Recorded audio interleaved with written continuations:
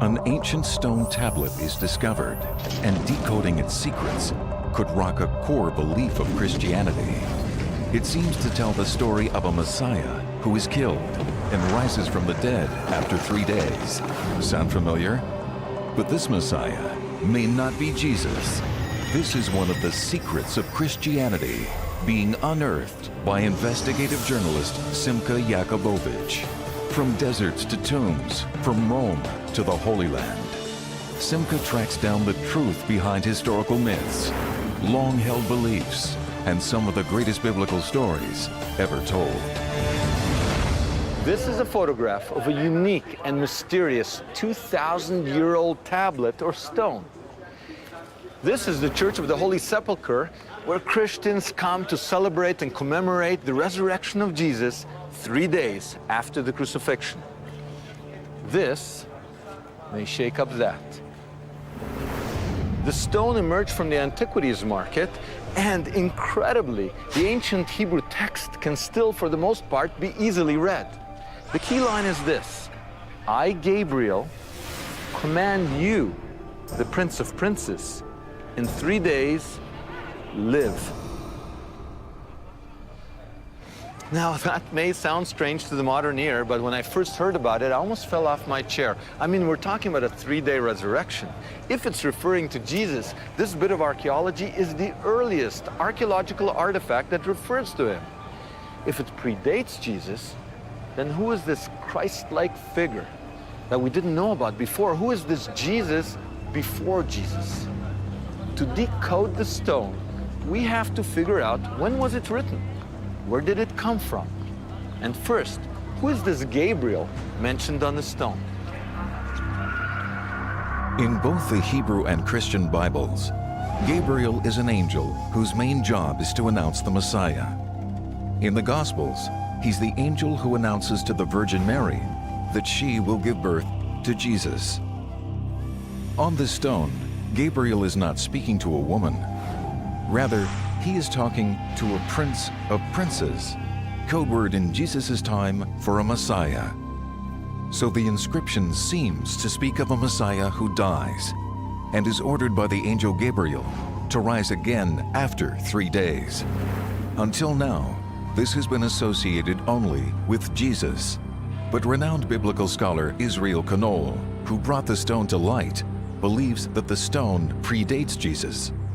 Here we have, for the first time, an evidence that the belief in the death and resurrection after 3 days of a messianic leader existed even before the time of Jesus.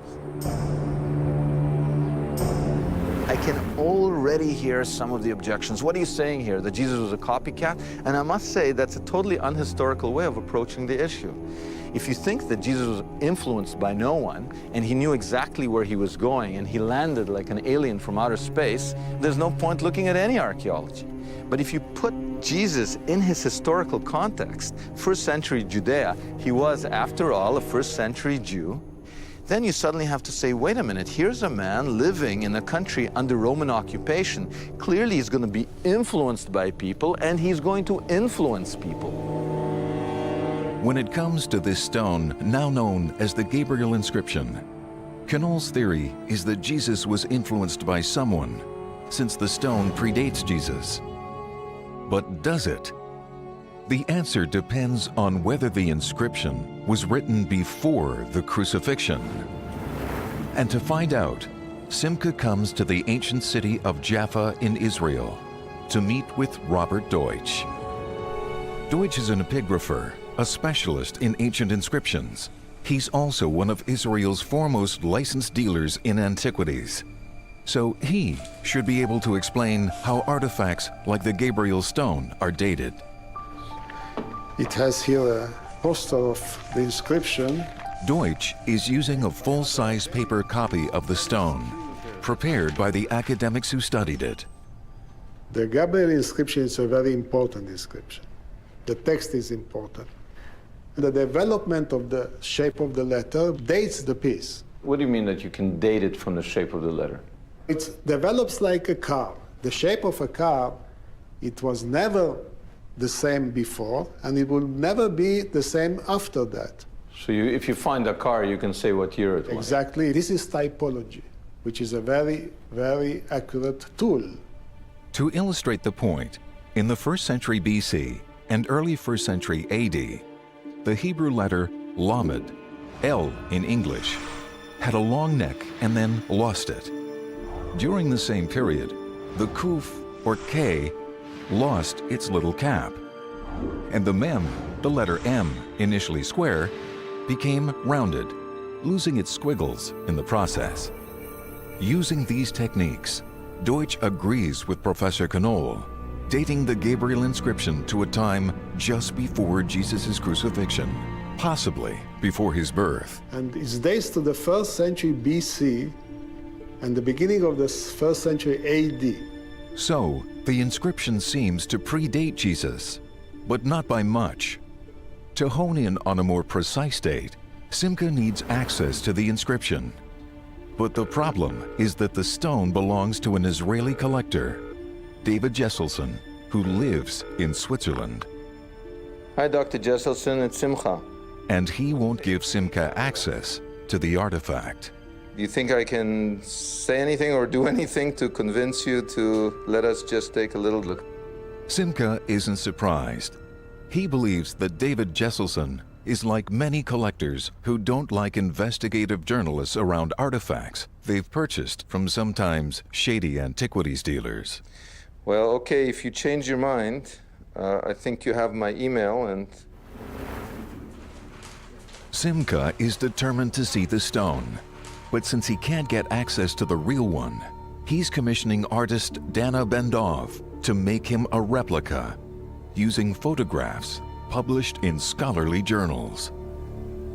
Since we don't have access to the stone itself, this is a real one-to-one copy. Okay, so This stone, it's 3 feet high and 1 foot wide. And it's very, very, very unusual. It's got columns, it's got an incision. The letters are hanging from the lines. It's not inscribed, which is unusual for a stone. It's painted. okay, with ink. With Was ink. written. So what I'd like you to do, because that's what you do for a living, is make me Make me this. make me this. Exactly. Building replicas is a highly specialized discipline, and the work begins right away. From the original photograph, the team of reproduction experts are using 3D computer and laser technology to recreate the multiple layers of the stone. From the painstaking carving process to laying on the letters precisely as they appear on the original stone, making the reproduction as close to a perfect copy as possible. This should help Simcha figure out its date, origin, and meaning.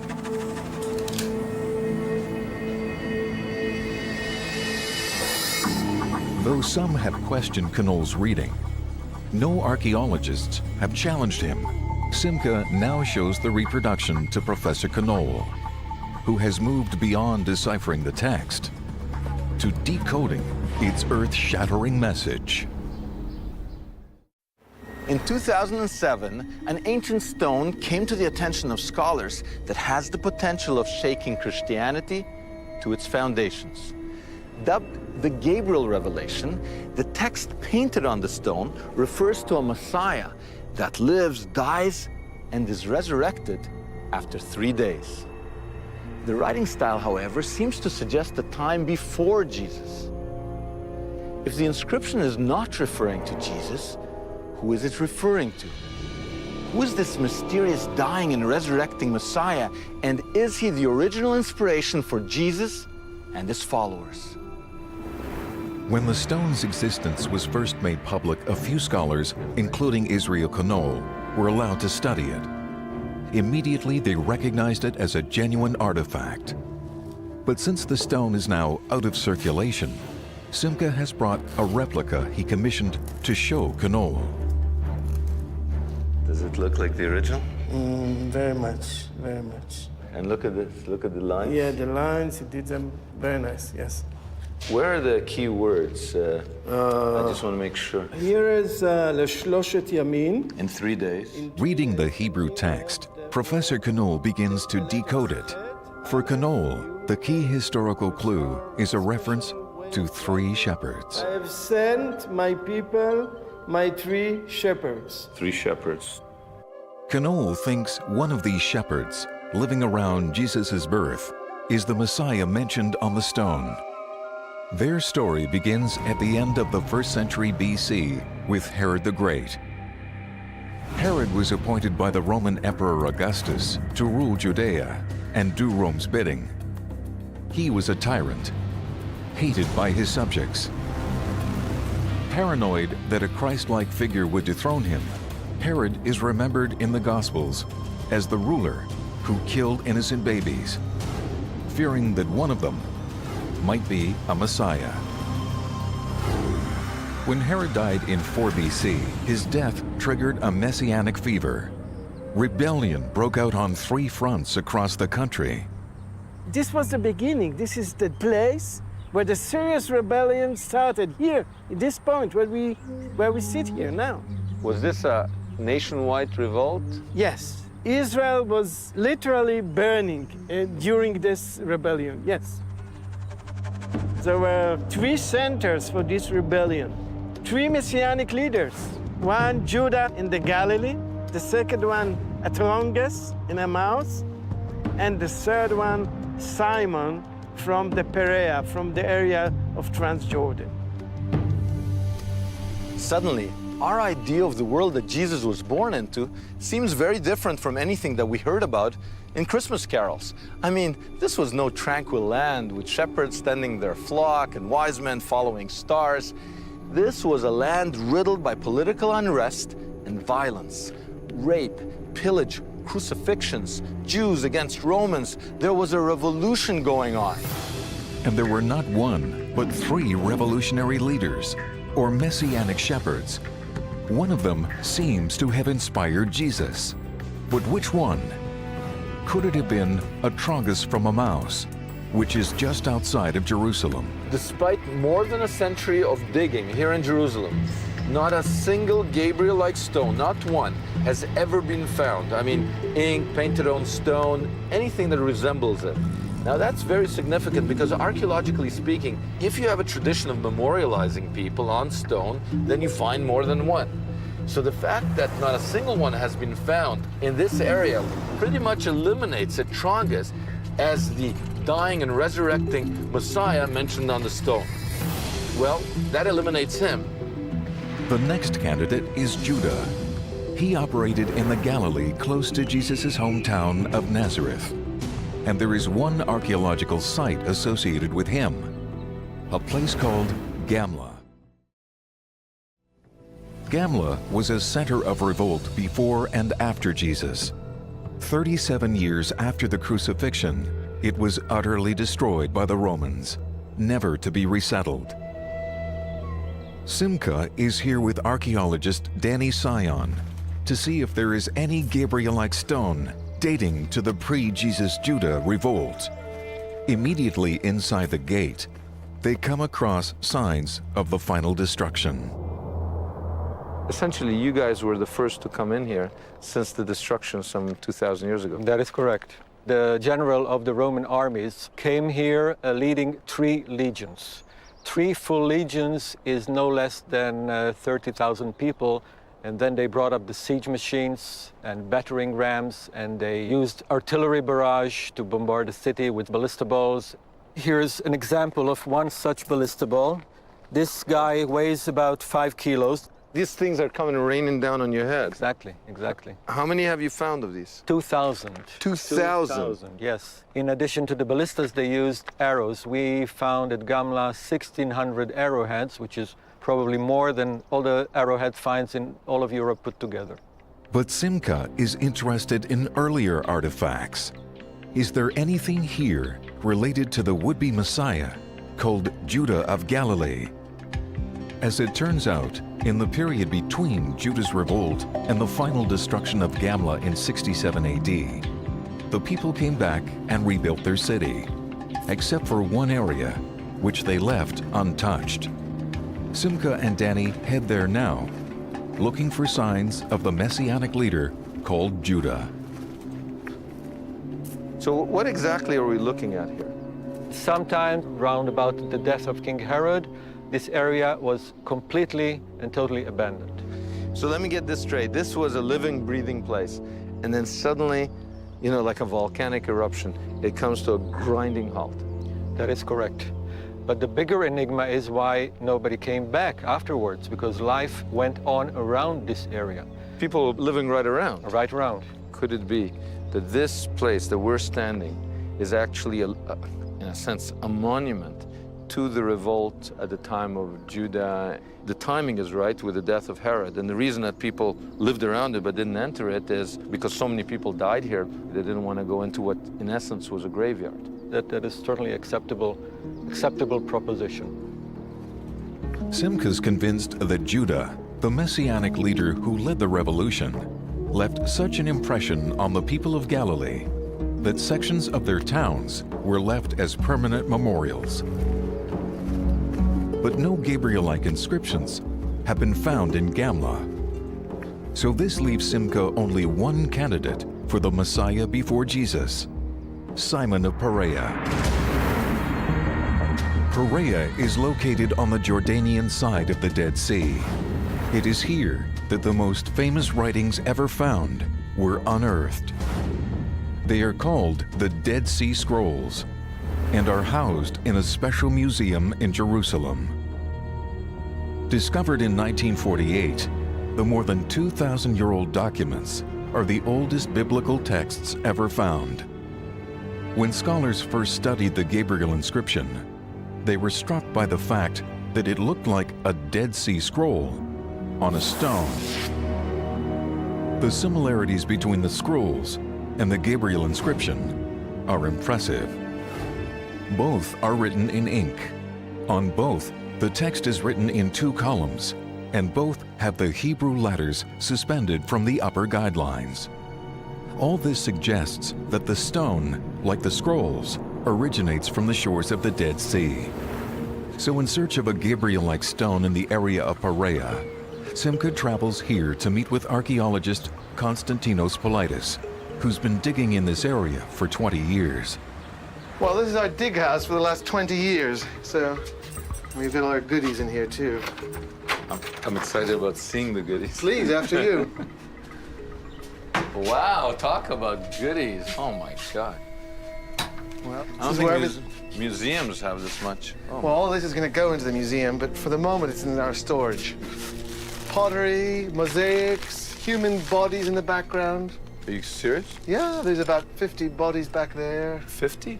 Maybe more. Yeah, this is really neat. Among the artifacts unearthed by Politis, Simcha is struck by ancient Jewish and Christian gravestones, reminiscent of the Gabriel inscription. But these don't have writings.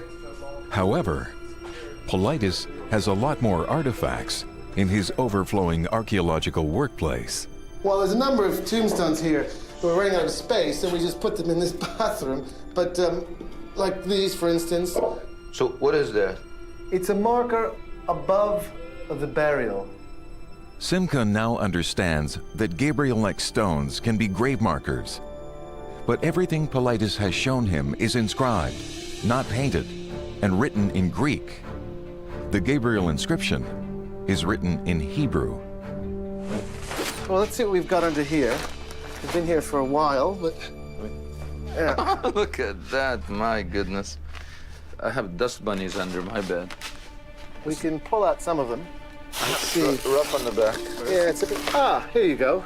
That's a Jewish one. Whoa. Very simple. It's faded, but this one is Hebrew. Politis now shows Simcha several Gabriel-like Hebrew stones.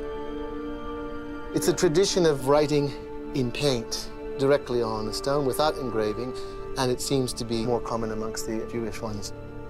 We're here for a reason, and I think the Gabriel inscription seems to come from this area. We know that in the Dead Sea area, there is this tradition of writing, painting letters on stone. It's not unlikely that the Gabriel inscription could also be coming from this area as opposed to other eastern desert areas. By tracing the stone to Perea, the investigation seems to have linked the dying and resurrecting Messiah with Simon of Perea, the man who may have inspired Jesus. Only a few kilometers from where Pilatus has found his Gabriel-like stones is the exact area where Simon began his revolution.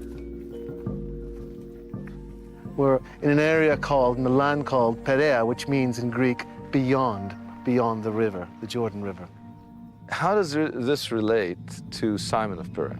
Well, this is the land that he was in, and behind us we have this town of Machaerus, which is where he was living. A Roman, Byzantine, early Christian town, very similar to some of the buildings that have been built here. Same stones that have been reused here, same type of architecture, more or less.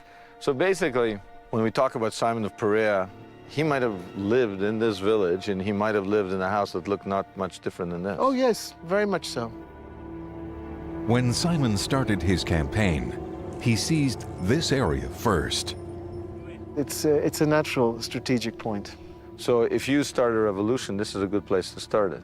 It's defended naturally, and you have a very good viewpoint right across the Dead Sea to Judea, so yes. You read in Josephus that Simon of Perea led a revolt, that it was crushed. It's one thing. When you actually see, troughs, mills, houses, when you connect with the everyday life of human existence, to think of how it looked like or felt like when people were killed and sold into slavery and raped and crucified, there's an emotional connection for me. The evidence is mounting that Simon is the Messiah memorialized on the stone, and the man who may have inspired Jesus. But if the Gabriel stone did come from Perea, how did it get to the west? Simcha now goes inside an illegal Jordanian antiquities market to find out.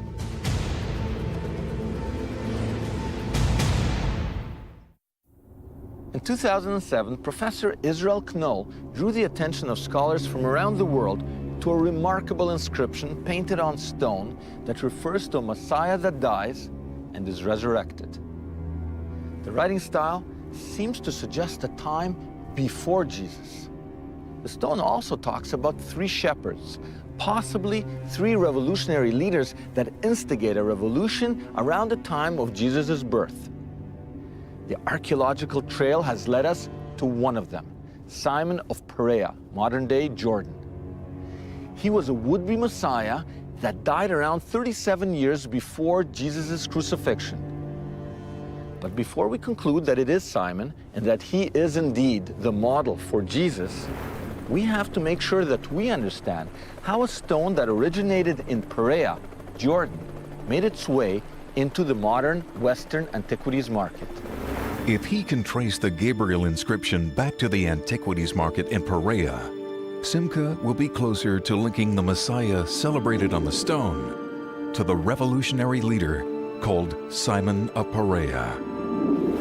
Here we are, we're surrounded by literally hundreds of thousands of robbed out tombs. And if you look at the entire area, the whole hill above us, All those dimples, all those holes in the side of the hill, those are robbed out tombs. looters too. They come at night and they're digging quickly, but that hole could have several tombs underneath there. And it's basically people who live around here. The people are living on top of the cemeteries of that period. Underneath the houses, when they dig the foundations, they found these things. And then when they sell 1 or 2, they see they make some money. They maybe just walk a few hundred yards right here, dig it up and sell some more. Exactly. They get, what, $100? They get whatever they can get. They might get $10 or they might get 1,000, but usually we're talking about small amounts compared to what the middlemen are getting. Because the middleman is the one who sells it to gets it out of the country. So He gets it out of the country illegally. He connects with the art markets in London and Switzerland and New York, and then the price goes up astronomically. How does the market work? If the Gabriel stone was dug up in Jordan, how exactly did it end up in the living room of a collector? For an antiquity to be legally sold, it needs to have been dug up by an archaeologist, and its authenticity needs to be verified. As Simcha has discovered, there is a vast underground commerce in illegal antiquities. Looters outnumber archaeologists and regularly dig up ancient artifacts, then sell them to dealers on the black market. How are you? You speak English? Our team now hooks up with one of those dealers. Transactions like this one take place in secret locations, as no one wants to be identified with this kind of illegal business. How much for this? 10,000. After buying artifacts from looters, dealers then sell their wares to collectors and tourists, but the whole thing is illegal. 15,000 GDs. 21,000 US. 20,000. This works for small souvenirs, but what about more significant artifacts like the Gabriel stone, which fetch a substantial price on the illegal market? To find out how the stone might have been smuggled out of Jordan, Simcha heads back to Israel to see Shlomo Musayev, the world's leading collector of biblical antiquities. Hi, Shlomo. How are you? Good. Nice to see you. Musayev's personal collection rivals some of the most notable museums in the world. These cases hold just a fraction of the thousands of pieces he has purchased. Simcha is astonished to discover that Musayev's collection also includes stones like the one Paulides showed him in Jordan, the kind that bear a striking resemblance to the Gabriel inscription. Oh, this is beautiful. Yeah. Painted. Yeah. Yes. You know what's amazing though? They look to be all about the same thickness, and they're rough on the back, Yes, this is the Gabriel is also rough on the back. and it's smoothed out on the front. Yes, this is exactly as the Gabriel one. Musayev's stones come from Perea, once again suggesting that painted Aramaic and Hebrew inscriptions are unique to the region. He bought them from a now deceased dealer named Rahani. But how do dealers get large looted pieces out of Jordan and into buyers' hands? Rehani, I know, 45 years. Let me get this straight. A piece like this, right? Some guy digs it out of the ground. He gets it. He paid off people on the airline. Yes? Yeah, And that's how it got to London. yeah, And then he comes straight to you. yeah. Since Rahani was the address for high-end archaeology that originated in Perea, and Musayev knew Rahani for 45 years, Simcha decides to take a chance. Okay, so what I want to know is this. Did you ever encounter a piece much bigger, 3 feet high? The one that was recently published? I saw it. It is in Zurich. Rehani showed it to you? Zurich showed me Why didn't you buy it? because he asked me such a big price. How much did he ask for it? $200,000. $200,000. But what would you have been prepared to pay at that time? 150. You would have paid 150,000? Yeah. No more. Simcha's now unraveled many of the stone's secrets. The writing style, the archaeology, and the way the stone appeared on the antiquities market all point to Perea as its place of origin. Simcha has also discovered that a rebel named Simon came from this area, and that his followers thought he was a Messiah. Israel Knoll believes that he has found strong textual evidence suggesting that Simon's followers were the first to claim that their leader rose from the dead. The argument centers on a word mentioned on the stone that is meaningless to anyone except a biblical scholar. The word is domen, which means dung. But Knoll points out that every biblical reference to domen means one thing only: rotting flesh. Sar Hasarim, Domen Arubot Surim, Prince of Princes, and he decomposed in a gorge because those who have killed him did not let his body to be buried. Around the time of Jesus, the story on the stone seems to fit Simon and no one else. Simon's story goes like this. At first, Simon was successful. He defeated a Roman garrison and crowned himself Messiah. The Romans went after him with a vengeance, and they chased Simon into a Perean gully like this one.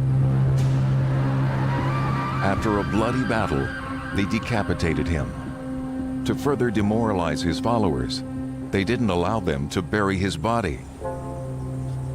This is the very story Knoll believes he has decoded on the stone. But really, this makes sense. I can just see a battle, right? They can come in here. A few people can hold off a lot of people, but they can get surrounded. So the leader wants to get a little bit of a better position, right? He runs up a place like this. He's chased. He's literally met. He's surrounded from that side. He's decapitated. You know, he falls. He dies in a place like this, you know? And then, you know, this body is all over the place. And then it's easy to guard so that the followers can't come to even bury their dead. Lying down here, decomposing. His body is turned into dung, domen. This word is used several times in the Bible where somebody is not allowed to be buried. His body stays outside and rots, like these animals that we see here. But if Knoll is right, and Simon is the man memorialized on the stone, why would his followers continue to call him a Messiah after his violent death? After all, a Messiah was supposed to defeat his enemies, not be defeated by them. It is at this point that Knoll's detective work becomes most controversial. We've been investigating an ancient Hebrew inscription written around the time of Jesus' birth that tells the story of a Christ-like figure who comes back to life 3 days after he's killed. Our sleuthing has led us to a man called Simon of Perea. Simon's followers believed he was the long prophesied Savior, sent to free them from Roman rule. Every text in the Hebrew Bible that talks about this king is coming, he does two things. He executes justice and righteousness in the land, and then he goes and conquers basically the entire world and brings it all under the rule of God. I mean, this is the Messiah. This is his resume, his job description. Josephus, the Jewish historian, tells us that the reason Herod fortified these desert places is he feared more than anything that a native king might rise in Perea, in Judea, in Galilee, and have some sort of claim to the throne. Now, this is very interesting. What could some peasant, like a Jesus figure, even before Jesus, we've got a number of people that come along. They don't have an army, they don't have power, they don't have the wealth or the influence of Herod. He could order 1,000 troops at any moment to do anything. What they have is this pedigree. If anybody is a descendant of King David and begins to get the religious call to say, I think I'm the one, there's the potential for hundreds of thousands of Jews to flock to this person and make him king. Thousands of people did flock to Simon's side. He was crowned king and declared Messiah, Redeemer. In Greek, he was called Christ. At first, Simon seemed to be a God-chosen winner. He led his followers to victory. But then, the Roman army defeated him, decapitated him, and left him to rot in the desert.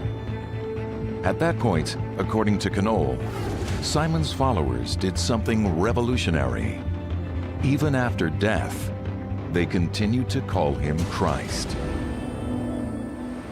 So actually, out of the gravest crisis, a new idea comes. An idea that sees the suffering and the dying of the Messiah as an essential part of the process of salvation.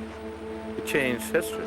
Yes, of course. In the next generation, this ideology will be picked up by Jesus. It will be a leading ideology for his messianic activity. And later on, the Roman emperor was defeated by this ideology.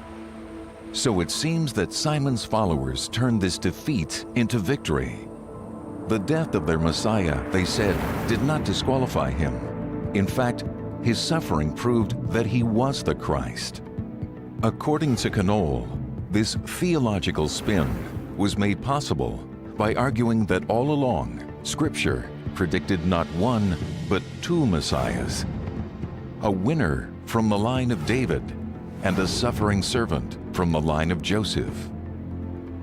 If Knoll is right, the Gabriel inscription, which is at least 400 years older than the earliest New Testament text, is the earliest document ever found mentioning a suffering Savior.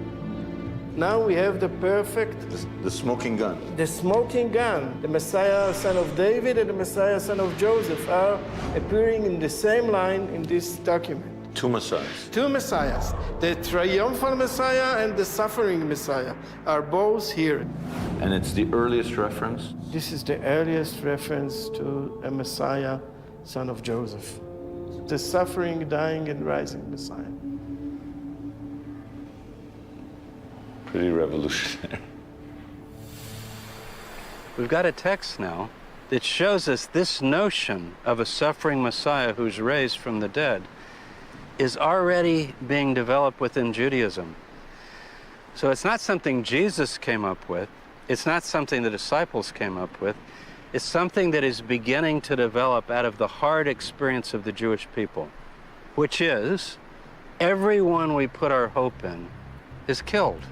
Why is this happening to us? But if Simon was the original model for Jesus, this still leaves one important mystery to be solved. How could Jesus have been influenced by Simon? After all, one died in what is now Jordan, and the other lived a month-long journey away in the Galilee. It seems that the Gabriel inscription has been decoded. It was probably a gravestone that marked the place where Simon of Perea was cut down by his Roman enemies. A reference to three shepherds or messianic figures led Simcha to three revolutionary leaders that died at the time of Jesus' birth. A reference to one of them decomposing in a gully implies that the would-be Messiah was Simon of Perea. A further reference to the angel Gabriel suggests that Simon's followers believed that he was resurrected 3 days after his death. Finally, a reference to a suffering servant seems to be the first text ever found describing the long-awaited Messiah not as a winner, but as a loser. All these clues taken together point to Simon of Perea as the original model for Jesus of Nazareth. We have a new insight with this Gabriel text. It kind of nudges us toward the idea that Jesus, before he dies, is already anticipating, not because God told him in a miracle or because he's the Son of God and therefore he knew everything, but he's struggling, wondering, where do I fit in? What is my role? What do the prophecies say about someone like me? And he begins to talk in these riddles that's throwing everybody off. And he takes his inner group aside. They have a talk about, is he the one? And he basically admits, yes, you've got it, I am the one. They're thinking, oh, then we're gonna march down to Jerusalem, take over, armies of angels will command, and it'll all be over. And he says, no, no, no. I'm going to be spit upon and beaten and persecuted and killed. And then here's the key. And after 3 days, I'll live. Now, where's that coming from? I think it's probably unlikely that he took a little trip to Perea and read our actual stone and thought, oh, that, I'll be like Simon. But what the text tells us is these ideas are in the air. They're being discussed. Where? Out in the wilderness, out by the Dead Sea, out in the place where Messiahs come.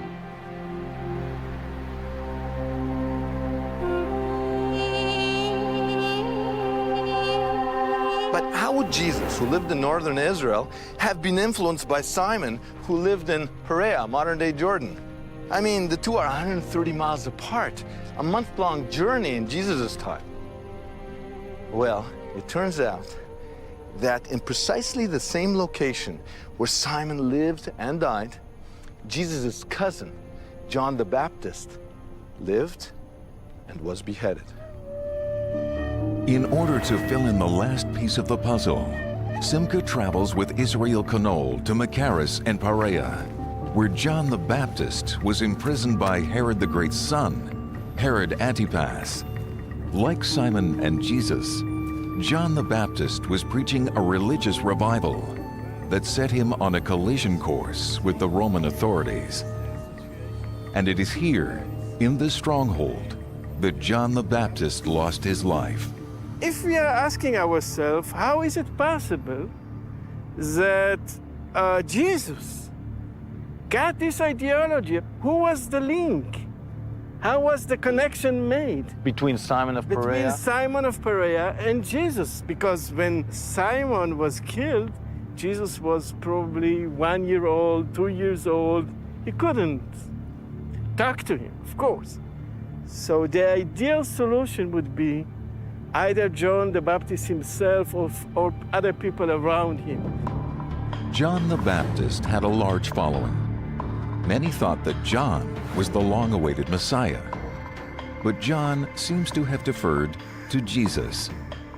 He even baptized him. Knoll believes that John, who spent time in Perea, must have known Simon and believed in him. Perhaps after Simon's death, the Baptist brought Jesus into the fold. When Jesus came to John, he could listen and hear this ideology and be influenced by it. So really what we're talking about is that this world-changing idea of a suffering Messiah, a suffering, dying, and rising Messiah was born here. And that the link between this idea that grew up around Simon of Perea and Jesus may have been Jesus' cousin, John the Baptist, who was beheaded right here. Yes. You gotta ask, what shepherd or Messiah was left to rot and die in the crevice of a rock around the time of the death of Herod? I mean, it's rare that we can do this. We can pretty well say, I think, this is this Shimon, Simon. And Professor Israel Knoll has solved a mystery, I think. At this moment of 4 BCE, the Romans thought, okay, we crushed this rebellion. We killed the Messianic leaders. Simon is dead in Transjordan in a narrow valley there. At the end, but this will take time, Rome will be conquered by disbelief, by the followers of disbelief. So the Jewish Messiah wins out. The Jewish Messiah, transforming to the Christian Messiah, will defeat the Roman Empire. Some 2,000 years ago, Simon's followers came up with a revolutionary, world-altering idea. Namely, that a defeated Messiah is not a false Messiah. They argued that the defeat, the suffering, the death, and the resurrection of the Messiah is an essential part of redemption. This idea that grew up around Simon in a desert like this is still celebrated in every church where Jesus is worshipped. Very seldom do you have a text that should just make front page news. And this text should. It's an absolutely pregnant moment of time where something is coming to birth that has never been thought of before. And we've got a text for it. It's amazing. In the 1st century, Pompeii was the sin city of the Roman Empire. Here, Rome's elite reveled in sex and sadism. Meanwhile, the earliest followers of Jesus were preaching repentance to the Romans and predicting the end of days. And then it happened. The Vesuvius volcano erupted and wiped out Pompeii and neighboring Herculaneum. Was the eruption the best thing that could have happened to Christianity? Did Vesuvius provide Christianity with the launch it needed? This is one of the secrets of Christianity being unearthed by investigative journalist Simcha Jacobovici. From deserts to tombs, from Rome to the Holy Land. Simcha tracks down the truth behind historical myths, long-held beliefs, and some of the greatest biblical stories ever told. Volcanic eruptions have been known to influence the spread of religion. During the biblical Exodus, it is said by many that the eruption of Thera in Greece helped Moses by generating catastrophes recorded in the Bible as the plagues. In modern times, the eruption of Krakatoa caused millions to convert to Islam, making Indonesia the most populous Muslim country in the world. But what about Christianity? Does it have its own volcano? I think it does. On the morning of August 24th, 79 AD, the people of Pompeii woke up thinking that it was just another day in this playground of Rome's elites. But by 10 a.m., a slight ash started to cover everything. By 2 in the afternoon, the ash turned coarser, driving people indoors. Others started fleeing the city, but it was too late. By 7:30 the next morning, the volcano sent a gas cloud 20 miles into the air. Boulders of fire then rolled down the side of the mountain, incinerating everything in their path. The bodies of the inhabitants were trapped in cocoons of hot ash, creating these casts that would immortalize the dead. As it turns out, the eruption may have been the catalyst for the spread of Christianity in the Roman Empire. To understand why, we're on the trail of a 2,000-year-old mystery.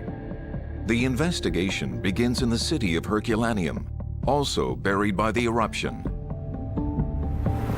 In February of 1938, while digging up the ancient city, archaeologists discovered something that could turn biblical history upside down. Today, the public is kept away from this site. They uncovered the clear imprint of a Christian cross that had been nailed to a wall and then pried loose. This cross can date no later than 79 AD, when the city was covered in ash for 2 millennia.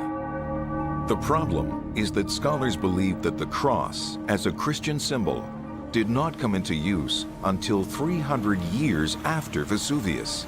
Few people want to challenge this opinion, and yet, in a city that was covered in ash, less than 40 years after the crucifixion of Jesus, here is a cross, seemingly treated as a Christian symbol. How could that be anything but a cross? You see actually where it was bolted? When they found it, the floor was still there, and there are images where you had an altar in front of it and a thing to kneel on. It's controversial because it's not supposed to be there, but what else can it be? This establishes crosses in 79. According to the Church Fathers, the earliest followers of Jesus, who were Jews, used a cross or an X as a symbol of their faith. For them, the X stood for the letter Tau, the last letter of the Hebrew alphabet. The X symbolized the end, perfection, righteousness. The cross at Herculaneum suggests that 300 years before the Roman Empire converted to Christianity and adopted the cross as its symbol, in the Pompeii area, the Hebrew Tau was already morphing into the Gentile or Roman cross we recognize today. It's the upper room of a wealthy house. It's not really a chapel. I think it's a private bedroom of probably a Jewish or Christian slave. So I think unquestionably, in my mind, this plastered remain is a cross, a T. But you know, some people will say it was too early, it couldn't be a cross. The cross is much later. Maybe it's a bookshelf. That's what people say. It's a bracket. That's nonsense if you think about it. You look at the shape of it. This isn't how you would bracket a bookshelf. And then it's pried off the wall. Do you pry your bookshelf off the wall and run with it, you know, when the city's being destroyed? But the plaster tells the story. There's white plaster around it. This is to outline it and to say, this is the center of my devotion. And we have an early Christian text that's been overlooked. It's called the Letter of Barnabas. It's from the late 1st, early 2nd century, so same time as the destruction of Pompeii. But the writer says that the letter T, which symbolizes the cross, stands for Jesus. To understand what Christians would be doing in the Pompeii area just 49 years after the crucifixion, the detective trail takes us back to where it all started. Jerusalem. In the year 66 AD, in Roman-ruled Judea, revolution had broken out. After 4 years of fighting, the Romans captured Jerusalem and its temple, Judaism's holiest site. The Roman general Titus torched the temple and turned hundreds of thousands of Jews into slaves. Among them were the earliest Christians from places like Jerusalem, Bethlehem, and Nazareth. Some of these slaves must have known Jesus. Now they found themselves in places like Rome and Pompeii.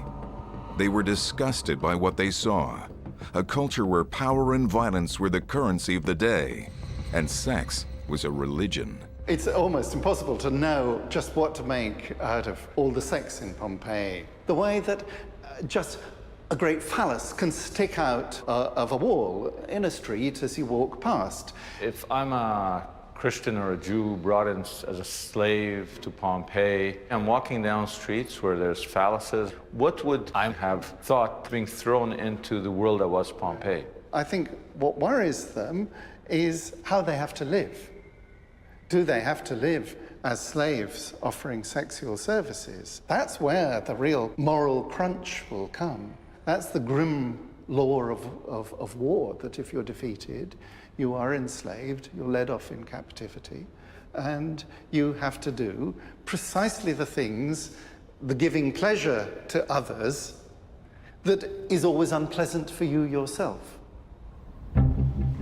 For these deeply religious slaves, it must have seemed as if they had stepped into Sodom and Gomorrah. And then, 9 years after the destruction of the Jewish temple, Vesuvius erupted.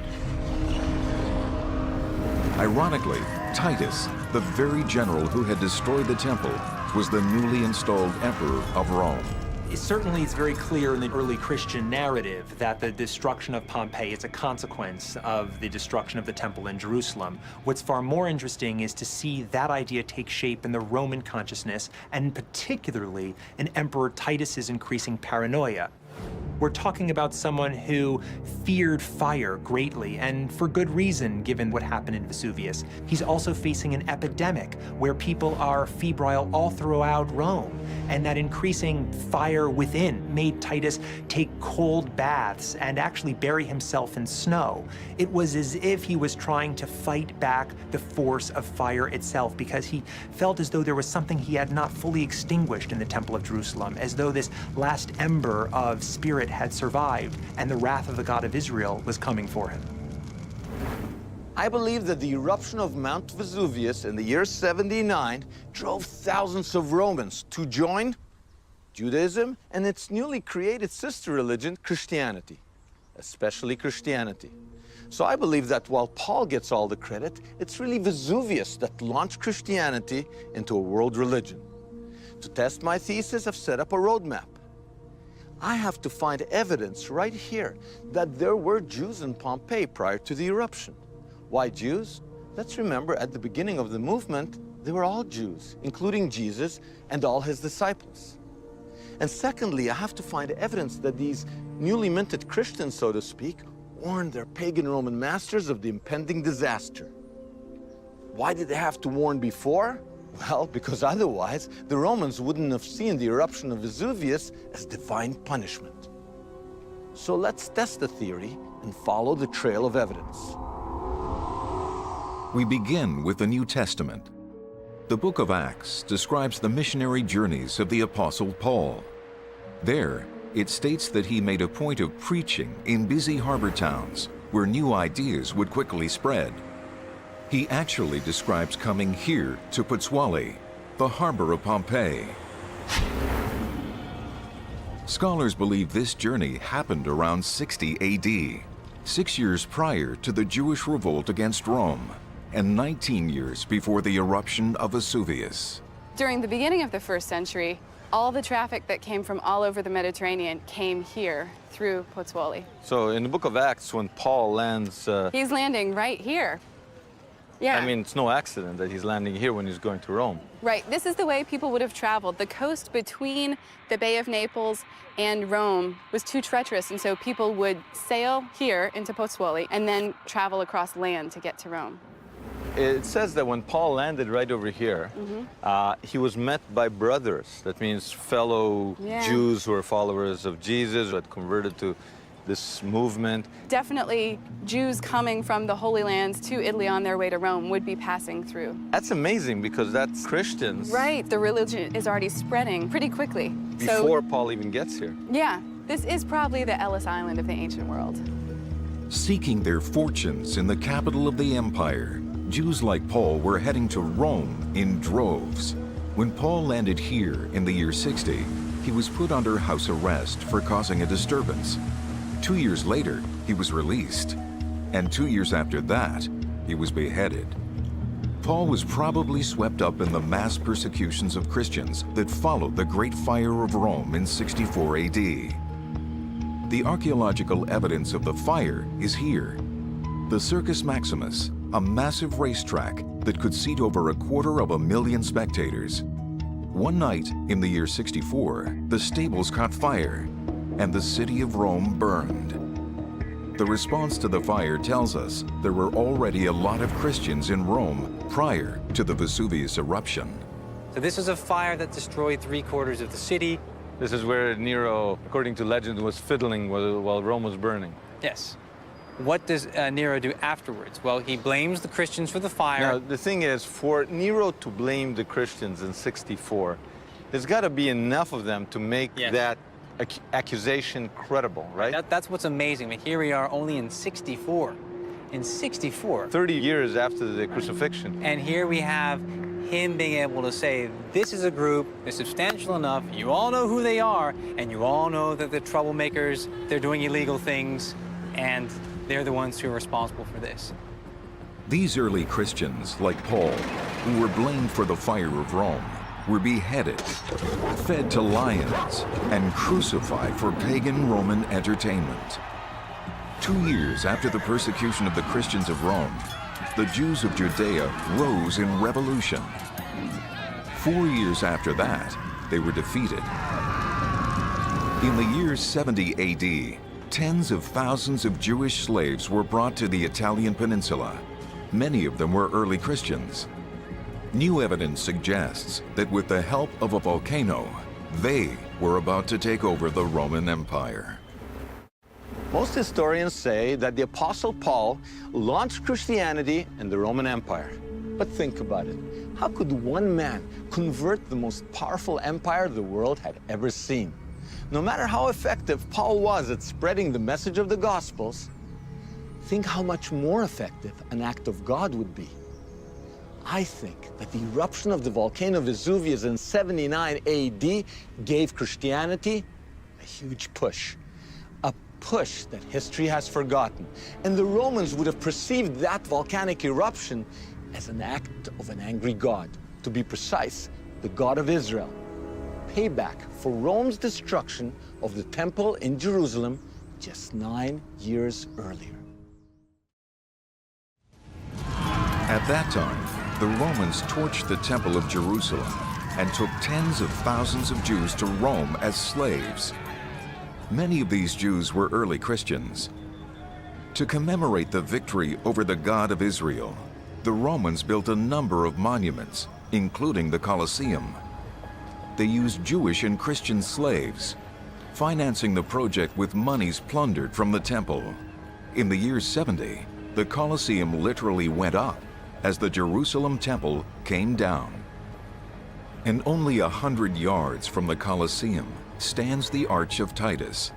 The story carved on its stone surface is a boastful testimonial to the sacking of Jerusalem, a celebration of the looting of the temple's wealth and the persecution of hundreds of thousands of Jewish slaves from Judea. Oh, here we have really fantastically well-preserved example of a triumph procession. And a triumph was a mega parade. There was everybody. There was the emperor. There were slaves from the place that you conquered. There was all the spoils of war that you brought back. There was money. In this case here, they brought back the menorah from the sacking of the fabulously wealthy and ornate temple in Jerusalem. Rome destroys Jerusalem in 70. Jesus is crucified in 33. We're only talking 37 years. Right. Am I right? Some of the people following this procession in chains may have actually heard Jesus preach. Yes, it's absolutely within the realm of possibility. They definitely could have witnessed, seen, heard Jesus, and then ended up, as fate would have brought them as a slave to Rome. According to the Gospels, Jesus had predicted the destruction of the temple. Now that it had happened, Jews generally, and in particular the followers of Jesus, were waiting for the Romans to be punished for their deeds. In the meantime, they would have been sent to places like Pompeii, serving as slaves in opulent Roman villas such as this one. Here, the followers of the God of Israel found themselves serving pagans who worshipped many gods. Every house in Pompeii had a shrine to their domestic gods, the gods of that household. But what you could do is you would have little statuettes of the gods you want to worship, and you could pick and choose. So a lot of merchants would have Mercury because he brought profit. All these gods are there to protect. There would have been only one group, the Jews and the Jesus followers among the Jews, that would have said, God's not going to protect you. You burned down his house in Jerusalem. You're going to be punished unless you change your ways. Yeah, exactly. It's a very different way of thinking. The Romans may not have been thinking about divine punishment, but the slaves were.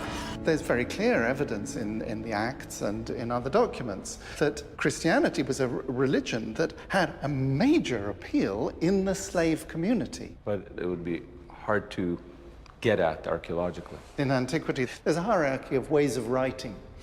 So the grandest bit, the public bit, is you take a great big piece of marble and you write in great big letters that high the name of the emperor and the official announcement. Whereas the graffito, with a little scratching thing, maybe a stylus or so on, written on the wall in a hurry by someone who shouldn't have been writing on the wall there, you may just catch a bit of a trace of the suppressed Christian voice. Professor Wallace is right. The suppressed voice can be heard in overlooked graffiti. The first one on the wall of an ancient toilet. Here we are in a latrine. I think this is one of the strongest pieces of evidence for the presence of Jews in Pompeii. This whole wall, basically, of the latrine is taken up with a humongous message. It's not a very nice message, but it names a woman named Martha. Hebrew. Right, it is Hebrew. And here's what it says. This is the dining room of Martha, and then at the very end, kakat. She is defecating in her dining room. So Martha, whoever's writing about Martha, look at Martha. She craps where she eats. Yeah. But not only do we have the name Martha, triclinium is spelled Triclinum in Latin. It's spelled as it sounds. But here, triclinium has an H in it, so it would be pronounced triclinium instead of triclinium. A Latin speaker from Italy would have never said it that way. They would have just said triclinium. Martha and the person who's writing about her definitely are probably both Jews. Yeah, and probably slaves. And actually you can see that if you're sitting here using the latrine, you would be looking directly at that wall with this huge inscription that's really hard to miss. So basically it gives us hard archaeological evidence that there were Jews, maybe Judeo-Christians, slaves in Pompeii prior to the eruption. Yes. So a crudely scratched joke on the wall of a latrine becomes solid evidence that there were Jews and perhaps Christians in Pompeii at the time of the eruption, and they were slaves. That's the key. These slaves may well have been the key players in Rome's conversion to Christianity. Think about it. Slaves like Martha may have heard Jesus' Sermon on the Mount and yet ended up in a Pompeii brothel. I'm convinced that the eruption of Mount Vesuvius that destroyed Pompeii and neighboring Herculaneum also helped launch Christianity in the Roman world. So far, We've shown evidence that Hebrew and perhaps Christian slaves were living in Pompeii at the time of the eruption. We've also seen that one of these slaves had the Hebrew name Martha. The evidence suggests that people like Martha helped convert Rome from paganism to Judaism and especially Christianity. But when she got here, the best Martha could hope for was to be a household servant. The alternative was life in a brothel. Here we go. Here we're in the hallway. It's smaller than I realized. Yeah, this is the first room. They had cushions on these beds, right? They did. There would have been cushions. Pompeii was a really busy city with people traveling through, and this was a place where you could meet people from all over. Are these free women or slaves? These are probably slaves. I know some people see this as erotic. It's quite violent. Well, if you were a slave in the ancient world, you really didn't have much control over your life. So it was certainly not a very nice existence. But is there any evidence that some of these women who ended up in this brothel were Christians, brought as slaves after the fall of Jerusalem? Just across the street, there is a building known as the Hotel of the Christians. And we're heading into the atrium. This is called the Hotel of the Christians, partly because there are many small rooms around the atrium, so it's thought that this could have served as some sort of hospitality establishment, but of the Christians, because very early on in 1862, there was discovered a very enigmatic graffito. But there's this one word that has fascinated everyone, Christianos. This charcoal graffiti had been preserved under ash for 1,800 years until archaeologists uncovered it. Exposed, it became susceptible to the elements. Because it was written in charcoal, it just needed a few rains and some sun, and it disappeared within 2 years. But in the short time between its discovery and its disappearance, there was only time for 2 experts to make tracings of it. So everyone has been working off of these tracings that were done in 1862. Then it would be the earliest archaeological attestation to the word Christian anywhere. Christianos, yeah, as an identity. Now, the problem was that nobody could make heads or tails of it, correct? Pretty much. There's a lot of writing, obviously. It's more than one word, but the writing around it seems to be pretty puzzling. And gibberish. So in 1926, Professor Newbold comes up with the idea that what? Comes up with the idea that we have an inscription that mentions Christianos that is transliterated Aramaic, and it's written in Latin characters. Aramaic is a Hebrew-like language that Jesus spoke. According to this theory, to understand the inscription, all we have to do is swap the Latin letters for Aramaic ones. When you do that, I can even understand from modern Hebrew, it says, a strange mind has overtaken A, doesn't mention who A is, who is now being held as a prisoner among the Christians. Now, that makes a bit of sense to me. If you come with a bunch of guys to a hotel across the street from a brothel, and suddenly one of the guys you're expecting to party with disappears. He's not doing that anymore. He's seen the light, he's born again. You may very well scratch on the wall. He's being held prisoner and missing all the fun. We now have archaeological evidence that some of these sex slaves were fighting back with religion. They were converting some of the pagan Romans to the new religion, Christianity. We now even almost know one of them by name, by its first initial, A. But if some of these Romans were converting to Christianity, what happened to them? What happened to A? From the texts, we know that wild dogs were let loose on Christians wrapped in animal skins. And amazingly, in nearby Pozzuoli, we have physical evidence of those early Christians. We have ancient graffiti of a man wrapped in an animal skin. Dating to the 1st century AD, this is the oldest graffiti of a crucifixion ever found. It caricatures the person crucified by depicting him with a big nose. The crucifixion is depicted from behind, so you can clearly see the cross. It was photographed in 1926, but today, as with so many other graffiti finds, nobody seems to know where it actually is. Following the original archaeological report, which states that the crucifixion was scratched on an ancient tavern wall, Simcha and Rebecca set out to find it. It's like one of the earliest crucifixion thing. I thought we could just drive up to it. No, I mean, all the authorities I've been talking to, they know nothing about this thing. So I would suggest, let's try over here. Okay. Let's try. Hanno trovato qui, in questa zona, una serie di taberne. Che arriva vicino alla posta. Ok. Oh, Pergolizzi is there. Grazie, Grazie. grazie. Mille grazie. Bene. Ancient, È una antiqua. cosa antiqua. romana antica. Reperto archeologico. Ok. Probabile segreto, c'è anche la tabella là seguita. Ok, perfetto. Qua subito a destra. After a few wrong turns, the investigators think they've finally found the network of ancient taverns. These are definitely Roman ruins Oh, look, because you this see is plaster. so huge. Yeah, there are probably taverns all over the place. So you're under some building and you've got Yep. a Roman basement. Yeah, what would be interesting is to, if we could go in, walk through that little hallway there and see if that's in fact just one room back there or if it's connected to other space. Right, it looks pretty... Wait. Hey. Nothing like trying the door.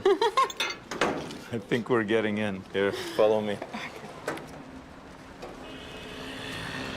You know, a flashlight is the archaeologist's best friend. Ah, great, here we I just are. happen to have one. It's not open to the public. No, and the rooms just keep going and It going. just keeps going, yeah. Oh my gosh, there's ancient plaster right there. This wall with white, this looks like an ancient A because in ancient graffiti, instead of having a horizontal bar, it's usually diagonal like this. A treasure trove of ancient graffiti, but no sketch of a crucifixion. Simcha and Rebecca persevere. After hours of hunting, they find the exact spot where the crucifixion graffiti was originally discovered. But whatever is not etched in stone is disappearing fast. This is why it's hard to find graffiti, is because plaster is so friable. It easily comes off of walls. And we're incredibly lucky when someone takes a photo and publishes it, because that is probably all we're gonna have 50 years later. Luckily, the photograph survives.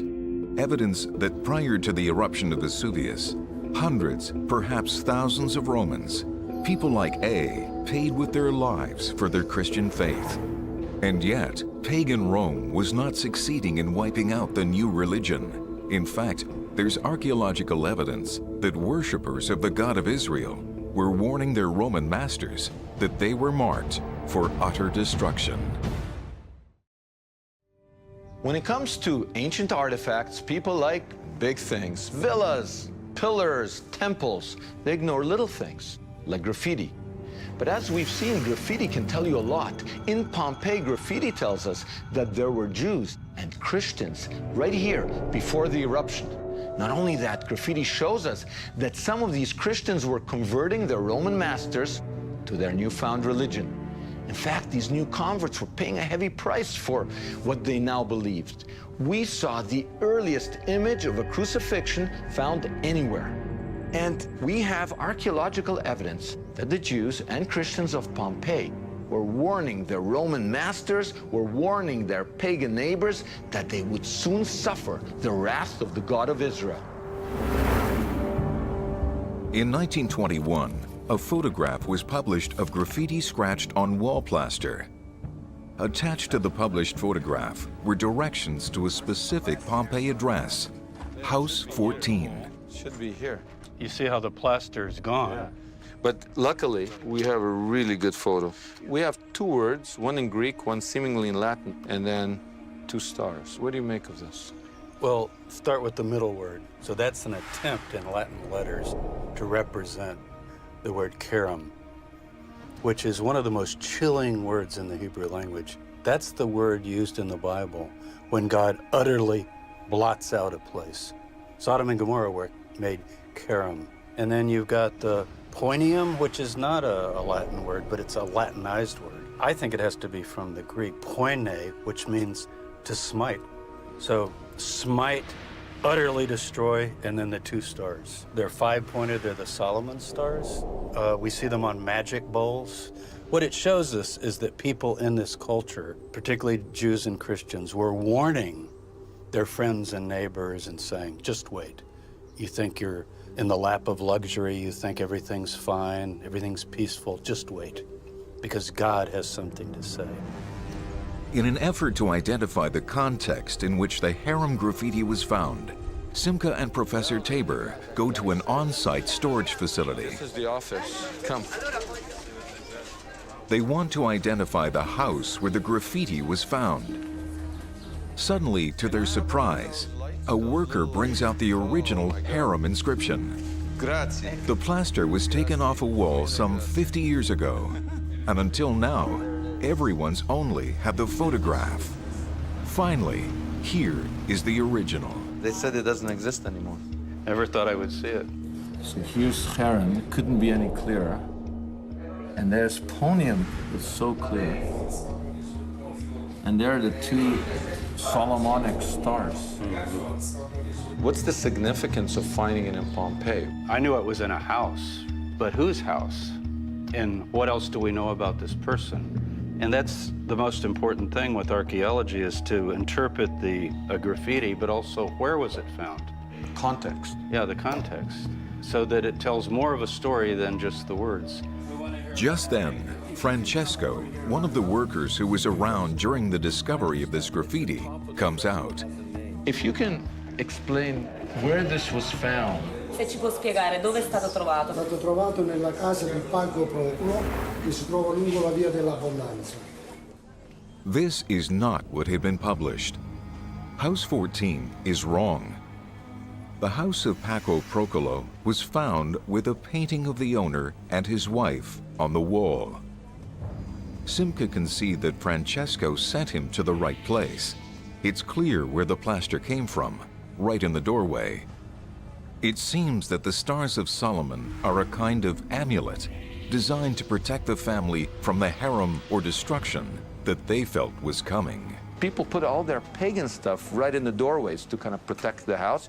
It makes sense that a Christian, a Jew who rejected paganism would put his inscriptions also in the vestibule. Do we know anything about this man? Si sa che era il proprietario di alcuni panifici qui a Pompei. Durante un viaggio a Gerusalemme si era convertito praticamente alla religione cristiana. How do we know that he converted to Christianity or... E ha fatto togliere i segni allusivi, abbiamo testimonianze. Vi ho fatto vedere dei segni allusivi che stavano sui forni. The phalluses? The phallus. The big phallus. He covered. Yes. It's a sign of piety. Whoever owned this bakery, this used to be a bakery, used to have these penises, phalluses, for a good luck charm. But then, here's the key. See the two tones over there? The two tones tell you something. It tells you that it was plastered over. It means that whoever held by that lucky charm suddenly didn't want it there. He converted to Christianity. Francesco shows Simcha one final, astonishing piece of evidence. The same bakery owner who wrote biblical words on his doorway and had phalluses covered over put a cross in one of his bakeries. La croce del panificio. They found also a cross in a bakery. Wait. It looks like exactly like the one in Herculaneum. The significance of this cross here, it's graffiti. And it's graffiti that looks almost exactly, in terms of the plaster, like the cross that was found in Herculaneum. Where was it found? It was found over the oven. This settles the issue of Herculaneum because they weren't keeping books up there on a shelf. It must have been a religious symbol. The cluster of clues pointing to an early Christian movement in Pompeii is incredible. A cross found in a bakery, a baker who covers phallic symbols, and the same baker who in his own home has a graffiti of the Hebrew word marked for utter destruction. It seems that he was trying to protect his family from what he believed was imminent destruction. That destruction was not long in coming. In 79 AD, just 9 years after the temple in Jerusalem was destroyed, ash began to rain down on Pompeii. Right where we're standing now, we would have been inside the volcano, inside the nozzle of a giant rocket engine that's firing its thrust straight up into space, basically. 10,000 tons of rock that are going up into the atmosphere per second. It flows like a giant red-hot tsunami over the land. and the cloud itself is hot enough to radiate enough heat to ignite the trees that are pinwheeling toward people. If you saw this thing coming, you would try to get away, but you just did not have a chance. To experience the devastation from the perspective of a Pompeian family, Charles Pellegrino takes Simcha from the mouth of the volcano to a middle-class home on the edge of the city. So, Charlie, what's the significance of this place? Some of the Roman letters and writings that have survived, specifically Pliny the Younger, who was 17 years old at the time, he gives us the time of the start of the eruption, around lunchtime.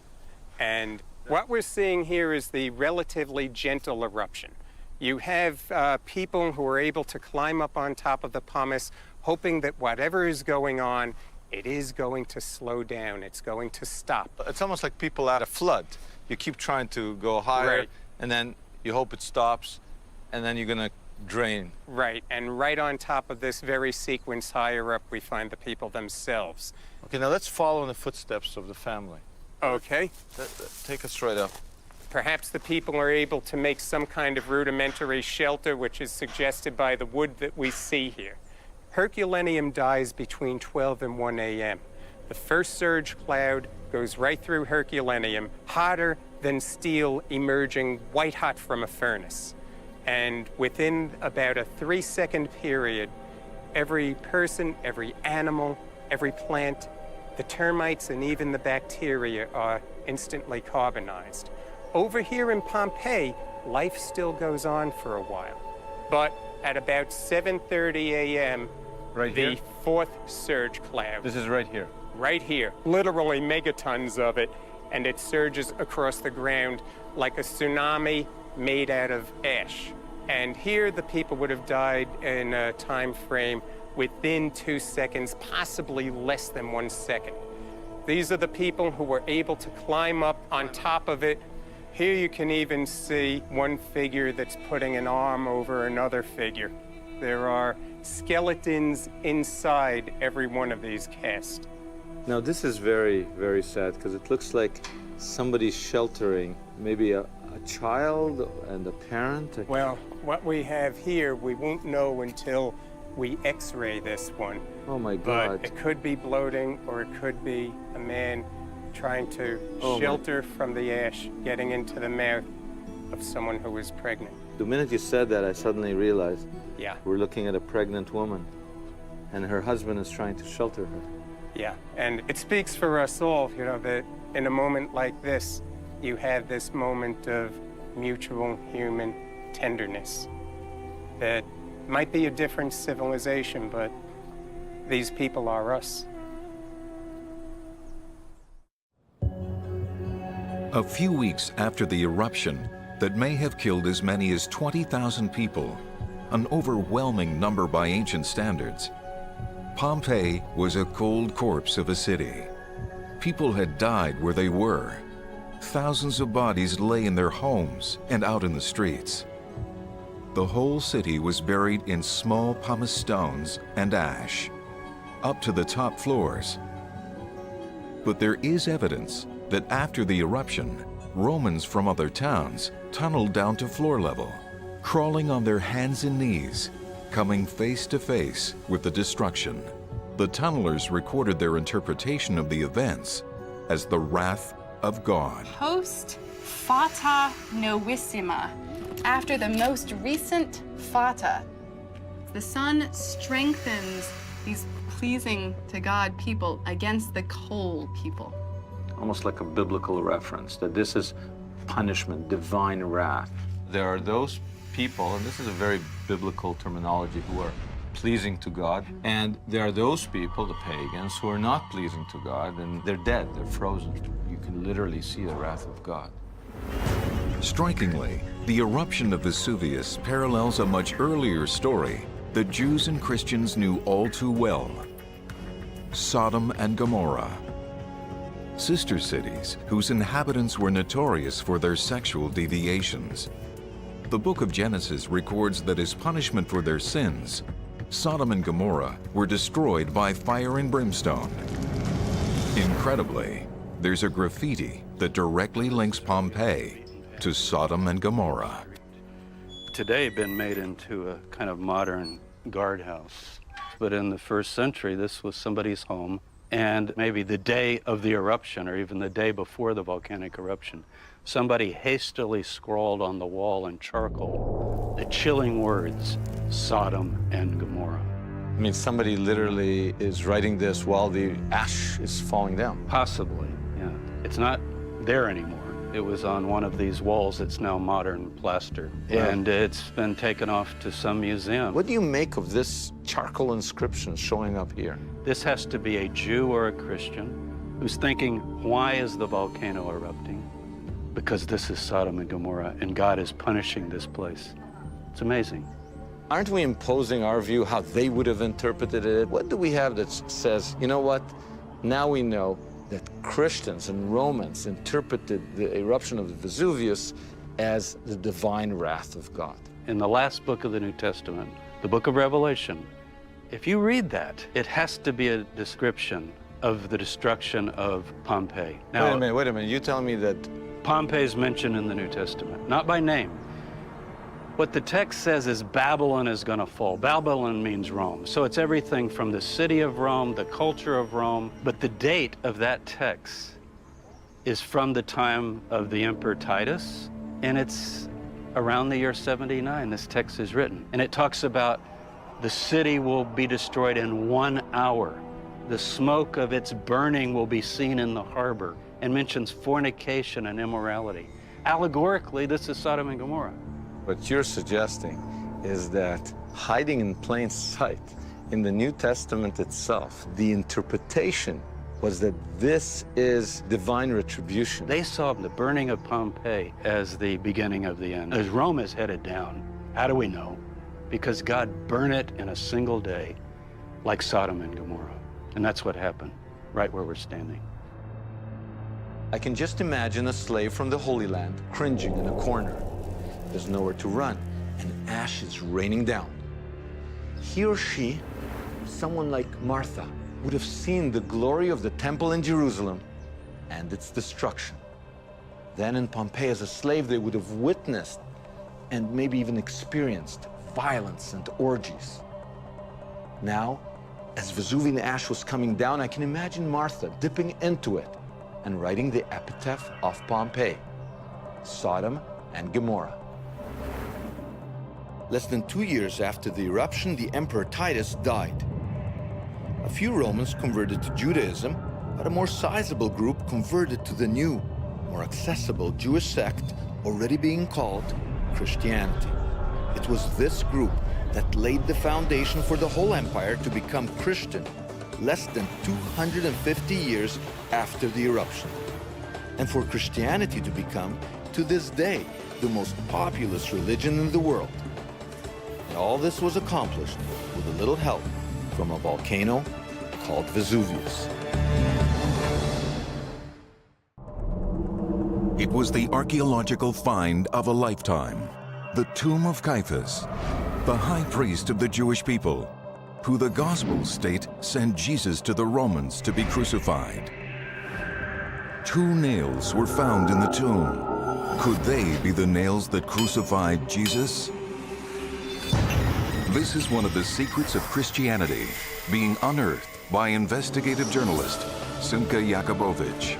From deserts to tombs, from Rome to the Holy Land, Simcha tracks down the truth behind historical myths, long-held beliefs, and some of the greatest biblical stories ever told.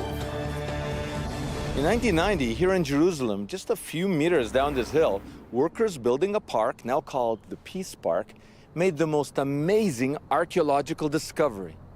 They found a 2,000-year-old burial tomb.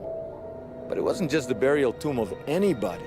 It was the burial tomb of someone mentioned in the Gospels, the high priest Caiaphas. And he's the man that, according to the Gospels, is partially responsible for sending Jesus to the cross. For nearly 2,000 years, Caiaphas's tomb was left undisturbed. Then, in 1990, construction workers stumbled upon a rather large burial site, The Israeli Antiquities Authority, or IAA, sent out archaeologists to excavate the site. What they found was a first-century Jewish tomb.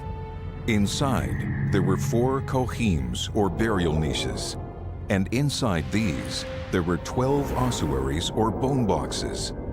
These limestone coffins, where the bones of the dead are laid, included the ossuary which bears the inscription, Joseph, son of Caiaphas. That story made headlines. But here's a story that didn't make headlines. Nobody reports that, in fact, nobody knows if that tomb still exists. Archaeologists don't know if it was destroyed when the park was built. Nobody cares. And here's something else that no media whatsoever reported. Inside that tomb, they found 2 Roman nails. Wait a minute, they found 2 nails in the tomb of the man who sent Jesus to the cross and nobody reports it? Why? And what's more, where are they? The first stop in any investigation involving an Israeli archaeological site is the Rockefeller Museum in Jerusalem. It is headquarters for the Israeli Antiquities Authority. These archives house the original reports of every archaeological excavation supervised by the IAA. Simcha locates the 1990 Caiaphas tomb archaeological file. In it, he discovers the original drawing of the tomb. He also finds the final unedited report. And this includes detailed drawings, measurements, and photographs. And although the 2 Roman nails are mentioned, there are no photographs, measurements, drawings, or any information as to their current whereabouts. The main find is the now famous ossuary inscribed with the name Joseph, son of Caiaphas. The Christian Gospels simply call him Caiaphas. The first-century historian Josephus mentions a high priest called Joseph Caiaphas. What's written on the ossuary, however, is Joseph, son of Caiaphas. Believing Josephus is closer to the truth, scholars generally agree that despite the different versions, this is the bone box of the man who sent Jesus to the cross. To understand why Caiaphas would do such a thing, we have to understand the specific historical context in which the confrontation between Jesus and Caiaphas took place. The date was 30 AD, and Judea was under Roman occupation. Even the Jewish religious elite had to answer directly to the Roman governor, Pontius Pilate. The Roman authorities had appointed Caiaphas to the high priesthood, the most prestigious and powerful position a Jew could hold. According to the Gospels, on the Jewish holiday of Passover, Jerusalem was bursting with religious fervor. And supported by a large gathering of followers, Jesus came to the temple, the holiest site in all of Judaism. He drove the cattle herders and dove sellers out, overturned the tables of the money changers. Then he warned the Romans, "Destroy this temple, and in 3 days I will raise it up." Talking to the Roman authorities in this way was tantamount to a call for revolt. There was a near riot, and Caiaphas, to keep order, has Jesus arrested and put on trial. Jesus is hastily convicted of inciting opposition to the Romans and turned over to the Roman governor, Pontius Pilate. The Gospels state that Pilate sends Jesus to the cross and famously washes his hands of the deed. Caiaphas is left to bear the burden. We don't know whether he was or wasn't troubled by the outcome of his decision. This ossuary, which has an archaeological connection with the Gospels, was excavated in the 1990s from the promenade in the southern part of Jerusalem. There is an inscription, you can see it on the side of the ossuary. It mentions Caiaphas. Caiaphas, who was the high priest in the time of Jesus, and Jesus is mentioned to be judged by Caiaphas. The ossuary has been sent around the world. and millions of onlookers have had a chance to view it in person, witnessing up close what scholars believe to be the first ever discovery of a man who came in contact with Jesus. But is it really the ossuary of the man who sent Jesus to the cross? To answer that question, Simcha meets with David Mevera, a curator at the Israel Museum. Here's my question. How are you so convinced that this is the Caiaphas? It is a rare name. It's a name that we know from both Jewish sources and from the New Testament.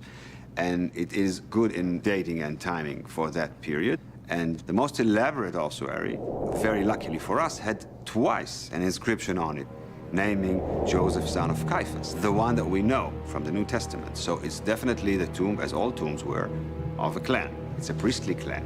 So the Caiaphas clan were buried in that tomb. Scholars generally agree with Dr. Mevera. Caiaphas is a rare name, and the ossuary is very ornate, befitting a high priest. But what happened to the nails found inside the tomb? A starting point would be to find the location of the tomb itself. In search of the nails of the crucifixion, Simcha is on his way to the Peace Park to look for the tomb. He has two clues. First, according to the archaeological report, there should be a playground nearby. But even if he finds the playground, how does he identify the tomb if it's been covered up? The second clue is provided by Jewish religious law. According to this law, before sealing a tomb, the archaeologist must insert a nephesh or pipe for the free flow of spirits that once inhabited the tomb. The nephesh is somewhere in this park, but where? Okay, guys, this is it. At least I hope it's it. There's supposed to be some kind of children's park or something nearby, and we're looking for a green pipe sticking out of the ground. Each one of us grab one of these terraces, and let's find a tomb. Even if they are in the right place, what are the odds that the pipe is still accessible and not overgrown with bushes? But if the pipe and the playground can be found together, then the Caiaphas tomb would be rediscovered. Look, here's the playground. Hey guys, found the pipe. Looks like this is our pipe. Just saw another pipe by the playground over there. Looks similar. Another pipe? No, but then there's two tombs, you understand? There seems to be two tombs close to one another. One of them is the Caiaphas tomb. Given that his intention is to put a camera down the pipe to look for the missing Roman nails, Simcha has to ascertain whether the pipe is clear or obstructed. Something is blocking it. We need a GPR, we need a ground penetrating radar. But the good thing is this is pretty The level. pipes indicate that the Caiaphas tomb was not destroyed in 1990 by the people building this park. In the original report, there is a mention of a second tomb found near the Caiaphas tomb. But the ceiling was collapsed, and it was deemed unsafe. Ground-penetrating radar should reveal which tomb is the collapsed one and which is the Caiaphas tomb. So Simcha has brought in GPR specialists to help determine whether what lies below the pipe may actually be the Caiaphas tomb. First, they go to the tomb that is farthest from the playground. So it may be quite exciting because we may have an excavated and an unexcavated tomb. Basically, what I'm hoping is that you and your work can throw some light on it.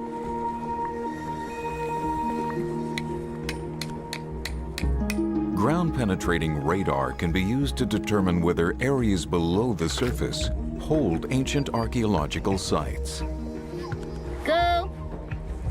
GPR works by bouncing sound waves through rock Okay, next line.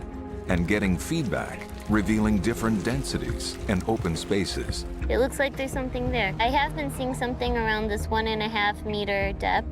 It has more potential to being a collapsed cave than being an open cave. The radar shows that the first location seems to correspond to the information pertaining to the collapsed tomb. not the Caiaphas tomb. I think that we should pack up and move. Okay.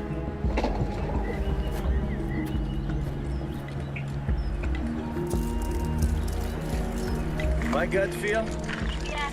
This is gonna be, you're gonna have a nice open space here. 4.24 is on your end. Okay.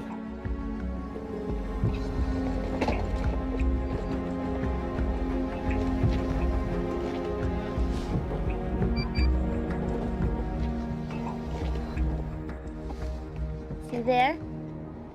We have something here. That's great, that's great, that's great. All right. Okay, we've got a tomb. Hello, Felix? We've located the tomb. Could it be that the nails are still down in the tomb of the man who sent Jesus to the cross?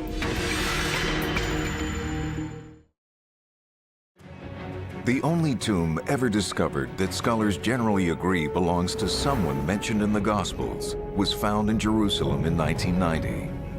It was the tomb of Caiaphas, the Jewish high priest, that according to the Gospels turned Jesus over to the Roman authorities, who then crucified him. Although Caiaphas's ossuary or bone box was put on display, the tomb itself was covered over.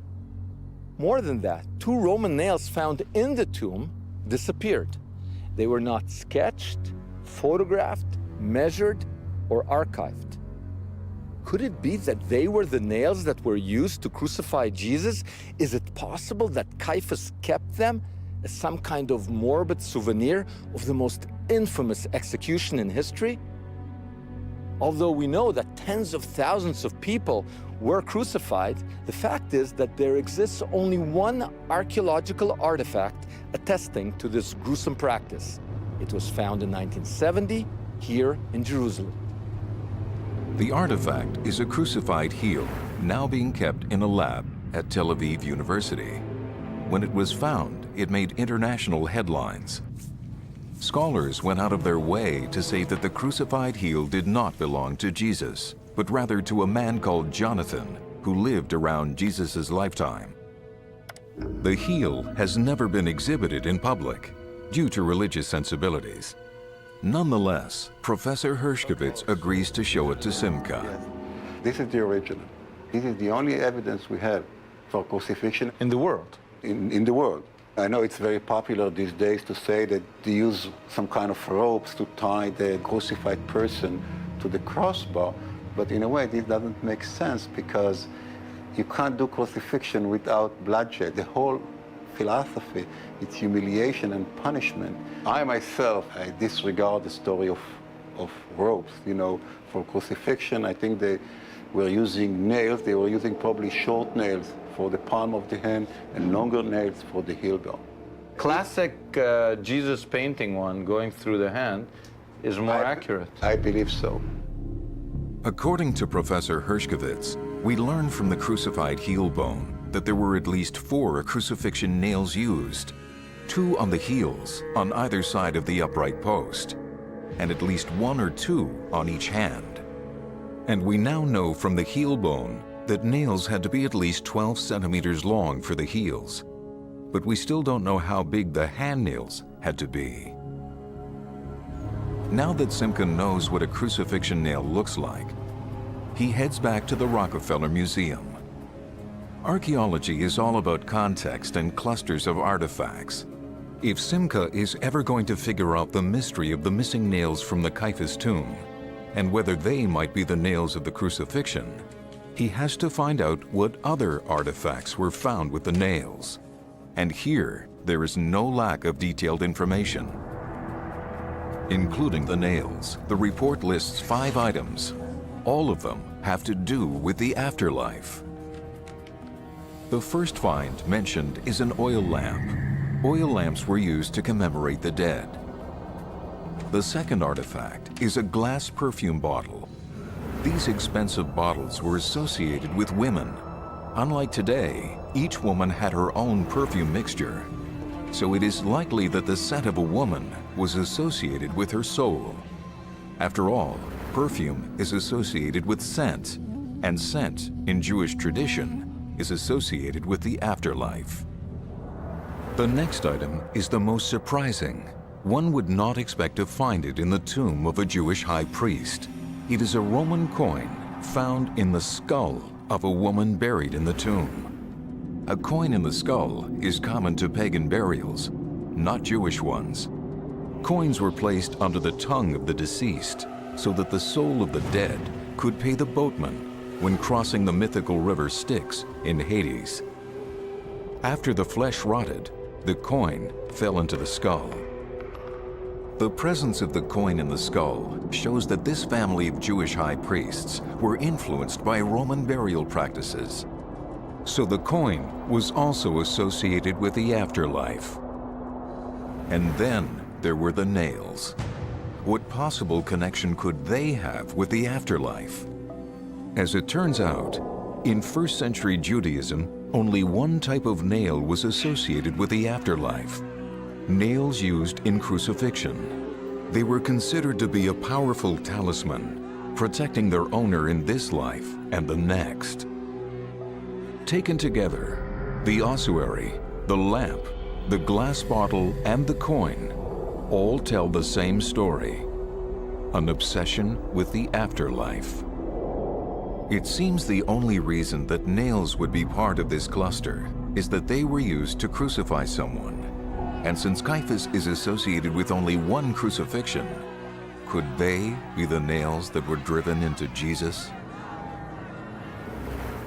You're excavating Caiaphas' tomb. You find iron nails. You think, nails. You know, you could say, look, crucifying Jesus was a small event in Caiaphas' life. He's the priest. He has many things to do. Jesus was not important. He's important to us, but to him, he was just one more guy he got rid of. I don't think that's the case. He might not have known the day it happened, this is going to become the biggest thing in my life. This is going to haunt me to my grave. But I think by the time he died, that act was major. So if there were crucifixion nails in the Caiaphas tomb, I don't think most of us would say, oh, well, this is just a coincidence. It's a little indication of something much bigger.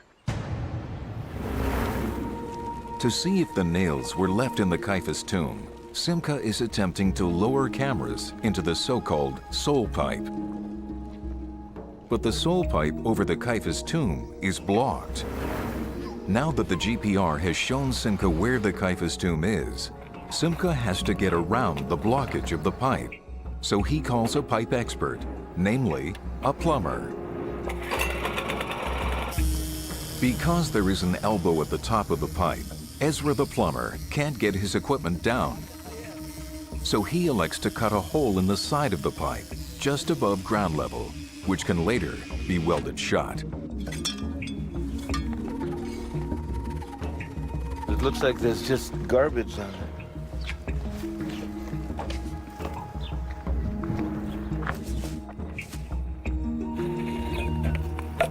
Yeah, that's a bottle.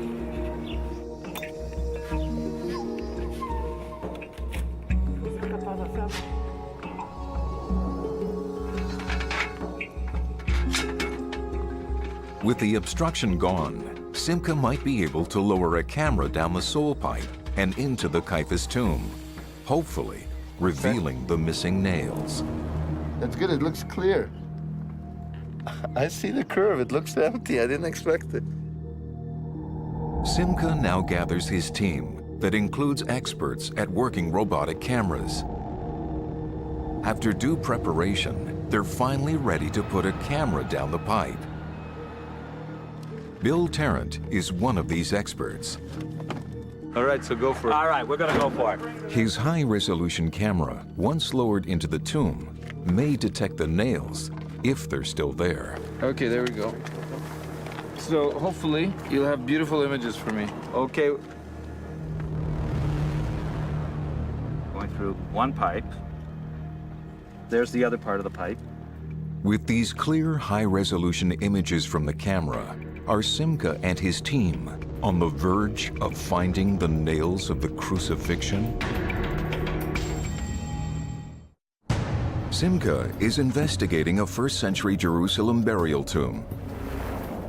Identified as the last resting place of the high priest Caiaphas, who sent Jesus to the cross. Strangely, 2 Roman nails found in the cave, possibly associated with crucifixion, have gone missing, and the cave itself has been covered over.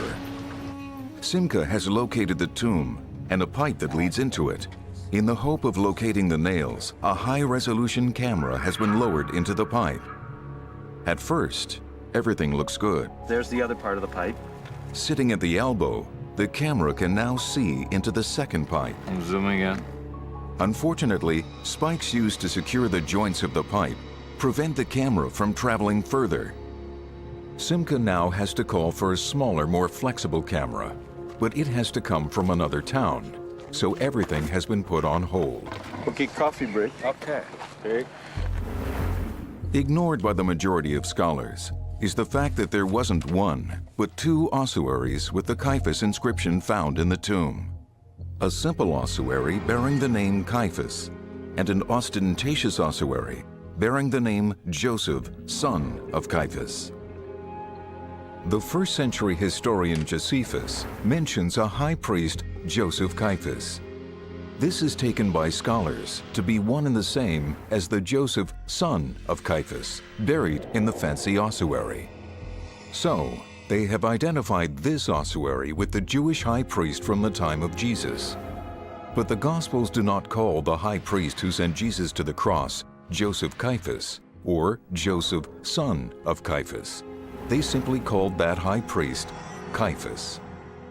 Can it be that although the gospel writers talk about one high priest called Caiaphas, there were actually two from the same family?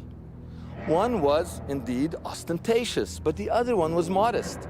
Can it be we've been focusing on the wrong Caiaphas all along? To find out more about the real Caiaphas of the Jesus story, Simcha now travels what would have been a 20-day journey at the time of Jesus to modern-day Turkey and on to a small town called Antioch. Early Jesus followers fled here to escape Roman persecution, and it is here that the Christian movement itself was born. Simcha meets New Testament scholar Barry Wilson. He's hoping to get a better sense of the historical Caiaphas to determine which ossuary belongs to the high priest who confronted Jesus. Fantastic mountain, riddled with tunnels. Those holes? These were the escape routes of early Christians when they were fleeing from the Romans. It's a fantastic network within this mountain. This is where they practiced Christianity before it was an official religion, before it was recognized. That's right. They had to remain underground. They used caves as churches here. This was the earliest Vatican. The Christians who worshipped here had access to texts that were later suppressed by the Western Church. One of these deals with Caiaphas. There's a very interesting document that dates from the 6th century, possibly earlier. It's preserved in an Arabic source. And this is an amazing document because it starts off by saying that this is the book of the high priest, the one called Caiaphas. So it's a book that's allegedly written by the high priest Caiaphas. He's the bad guy. He was the bad guy. He was implicated with Pontius Pilate at the trial of Jesus. But he says in this document about Jesus, this is the one whom we adored. This is the one who for our sakes became incarnate. This is the one who for our sakes redeemed us and who has blessed us with everlasting compassion. This is the high priest, the Jewish high priest, one of the 2 most powerful leaders in Judea of the time, presented as speaking with a Christian voice. This text, representing a little-known Christian tradition, portrays Caiaphas not as a villain, but as a devout follower of Jesus. But if this text is accurate, this means that the Gospels distorted the truth about Caiaphas. Well, you know, Caiaphas' tomb has been found. Yes. Did you know that there were nails? No, I didn't know that. They've disappeared. They've disappeared. That's a remarkable absence. Why would it be so remarkable? If an Israeli archaeologist said, it's just nails, what would you say to them? Well, I would want to find out what was so significant about these nails that it would be associated with the burial of Caiaphas. For you, this is an important question. It's an important question. You wouldn't brush it off? No. You wouldn't lose the nails? No. No. The nails are an important clue to something, some link to some other historic person. There's only one crucified person that Caiaphas is linked to. And that's linked to Jesus. Armed with the knowledge that there is an alternative Christian tradition depicting Caiaphas as a good guy, and knowing that in the Caiaphas tomb a modest ossuary was found, Simcha now heads back to Jerusalem to see what more he can learn about the real Caiaphas. Historian Dr. Helen Bond has spent much of her career examining the life of this prominent high priest. In her writings, she argues that the Gospel's portrayal of Caiaphas is historically inaccurate. She now takes Simcha to a church, which according to Christian tradition, is built where Caiaphas once lived. Since Caiaphas was also a judge, one would expect to find holding cells under his home, and indeed, that's precisely what archaeologists have found here. Jesus could have been held right here the night he was arrested. The Gospels tend to caricature the high priest. He's shown as jealous of Jesus, he's completely corrupt. The whole trial narrative in Mark's Gospel, for example, is a kangaroo court.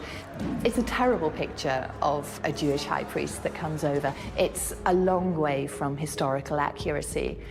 And the reason for that, I think, is that all of the Gospels are written at the end of the first century, at a time when Christians and Jews are starting to go their separate ways. And so in a way, Caiaphas is sort of a victim of this. He becomes caught up in all of this negativity and portrayed in a very negative way. And I think Caiaphas has suffered because of that. There's nobody particularly interested in rehabilitating him. So what if Caiaphas never meant for Jesus to be crucified, merely arrested? What if, as the alternative Caiaphas tradition suggests, he became a follower rather than a persecutor of Jesus? Perhaps by re-examining the limestone coffins, Simcha will be able to determine which Caiaphas is the one who confronted Jesus. We have now located Caiaphas' tomb by identifying a pipe that leads into it. Maybe by re-examining the ossuaries that came from that tomb, we will be able to determine whether Caiaphas is really the bad guy of the Gospels, or whether he was a good guy who took 2 of the crucifixion nails with him to the grave. To analyze and compare the 2 ossuaries, Simcha has come to the Israel Museum, where both are currently stored. He's first shown the famous ossuary scholars believe once held the bones of the historic Caiaphas. Remarkably, after 2,000 years, it's in unbelievably good shape. Look at this. I've seen a lot of ossuaries, and this is the most beautiful I've ever seen. Yeah, it is one of the most beautiful I've ever seen. Yeah, look how elaborate. Many of the fancier ossuaries are decorated with what scholars call rosettes. Although their exact meaning is not known, many scholars dismiss the design as merely decorative, an ostentatious display of wealth and status. Simcha now examines the famous inscription. See, this is what we couldn't see when it was on the shelf. It's so clear. It's Joseph, son of, Aramaic, Bar Caiaphas. There it is. The evidence seems to support the argument that this ossuary held the bones of the historic Caiaphas. But Simcha is now shown the second, more modest Caiaphas ossuary. The amazing thing about this one is that this one actually is more consistent with what it says in the Gospels. Because there it doesn't say Joseph, son of Caiaphas, it just says Caiaphas. Incredibly, it is this inscription, which just states Caiaphas, that matches the Gospels. Scholars have ignored it because they prefer first-century historian Josephus as a source, and they are dazzled by the fancy ossuary. But it is the name inscribed on this simple ossuary that is more consistent with the Gospels. It's beautiful and it's modest, and this one is consistent not with the bad guy Caiaphas, but with the good guy Caiaphas. This second Caiaphas ossuary also has rosettes, though clearly less elaborate. Still, they are consistent with the status of a high priest. Intriguingly, there's also an enigmatic symbol between the two rosettes, which has never been decoded. It shows 5 temple-like steps supporting a pillar, with 7 cornices, and between the cornices, 6 arrows pointing heavenward. It definitely has here symbolism. It has several steps leading up and with arrows pointing heavenward. As early as the 1st century, the pillar becomes a symbol for Jesus of Nazareth and the emerging church. Later, it even makes an appearance in the heart of the Vatican, in Michelangelo's painting in the Sistine Chapel. But there is yet one more curious element to the exterior design. 2 seemingly insignificant circular patterns, one on each side of the face of the ossuary. Interestingly, they are not positioned at the 4 corners of the ossuary's facade, as you would expect from something simply ornamental. Instead, there are only 2 of them, and they appear on either side of the pillar. According to the authoritative Rachmani catalog of ossuaries, the circles represent 2 nail heads. Simcha is taken aback by his discovery and realizes that he doesn't know where in the tomb the missing Roman nails were found. Were they found somewhere close to the ostentatious ossuary, or were they found closer to the more modest ossuary? Looking at the initial field report written at the tomb's discovery, the evidence is inconclusive. 1 nail was found outside the fancy Caiaphas ossuary. Incredibly, the other was found inside an ossuary. But strangely, that ossuary is not identified. Why? Could it be that it was the plain Caiaphas ossuary? What do you make of a nail in an ossuary? At all sites, anywhere in Jerusalem, I've dug right here in Jerusalem, we find 10 nails a day. But we're not in a Jewish tomb. We're in a residential area like this. I'm sure many nails were found right behind me when this was excavated. But if there's a nail in the ossuary, then it opens another possibility, that there's something like the coins in the mouth of the skull, some sort of superstition going on here.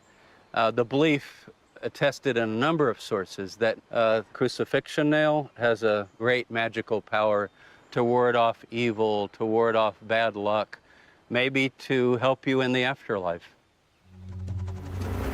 Can it be that it is the simple ossuary that belonged to the high priest, and that the secret of the tomb is that Caiaphas took Jesus' nails with him to the grave?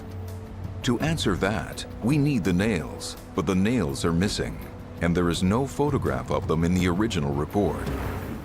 In the hope that the photographs do exist, Simcha now tracks down the original photographer of the site. The photographer is Gabriel Nalbandian. He was hired by the archaeologists to photograph all the artifacts found in the tomb. So your mission was to shoot all the artifacts? Yes. From the tomb? Yes. Okay, let's see what you have. That's the ossuary? Yes. This is the oil lamp. This is the coin. And the nails, did you shoot the nails? No. There were no nails? They did not show me the nails. But you asked for all the artifacts? Yes. What the artifacts it was there from the tomb, they give it to me, I photograph it. No nails? No nails, I did not see nails. So the nails mysteriously disappeared before Gabriel had a chance to photograph them for the final report. Something doesn't make sense. Nails just don't disappear. Israeli archaeologists aren't bad. They're good archaeologists. These are not simple nails that were found in a wooden coffin or a building site or in a boat. These were special Roman nails in Caiaphas' tomb, one of them inside one of the ossuaries. I just can't believe that they simply disappeared. As night falls, Simcha gets back to the business of introducing a small camera in the now covered-up tomb of Caiaphas. After hours of waiting, the second camera finally arrives. It is much smaller and more flexible than the one that got stuck earlier. Called a push camera, it has a better chance of moving past the obstructions in the pipe.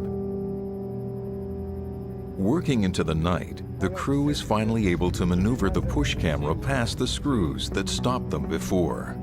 Oh. Okay, okay, Abby, tilt down. More. Okay, hold it right there. There it is. I see what's going on. Here's the ground, the way they found it. They went inside and they pulled out the ossuaries, and there's the entrance.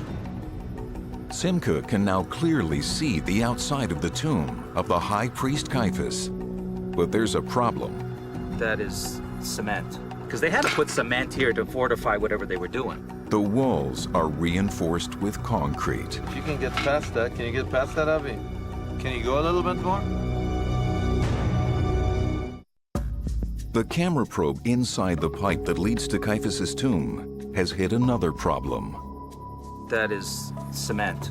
Can you go a little bit more? Can you maneuver to the side? More, that's it.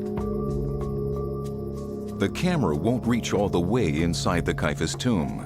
The only way to do that would be to get an excavation license and drill new holes. Even if that were possible, the application process would take years. Okay, so 3 meters, and it's probably another, what, 2 meters? From what we're looking ahead, yeah. The opening is right here. To the tomb is under this roadway right here. There's no getting into a tomb paved over by a road. But Simcha has learned something. Now we know it exists. The entrance is unobstructed, and it's under this road. The point is, there's only one set of missing artifacts. It's the most important set, and that's the nails. Right. Unfortunately, Simcha and his crew are unable to gain access to the tomb. If the nails are still inside, we'll never know. But can artifacts from tomb sites simply vanish? Simcha has now asked to speak with Zvi Greenhut, the archaeologist who ran the Caiaphas tomb dig. Unfortunately, he has refused an interview. The IAA has offered up fellow archaeologist Gideon Avni to speak in his stead. In the tomb, there's 2 Roman nails. Okay. Doesn't someone go, wow, I've poured through the material, but there is no measurement or pictures of the nails.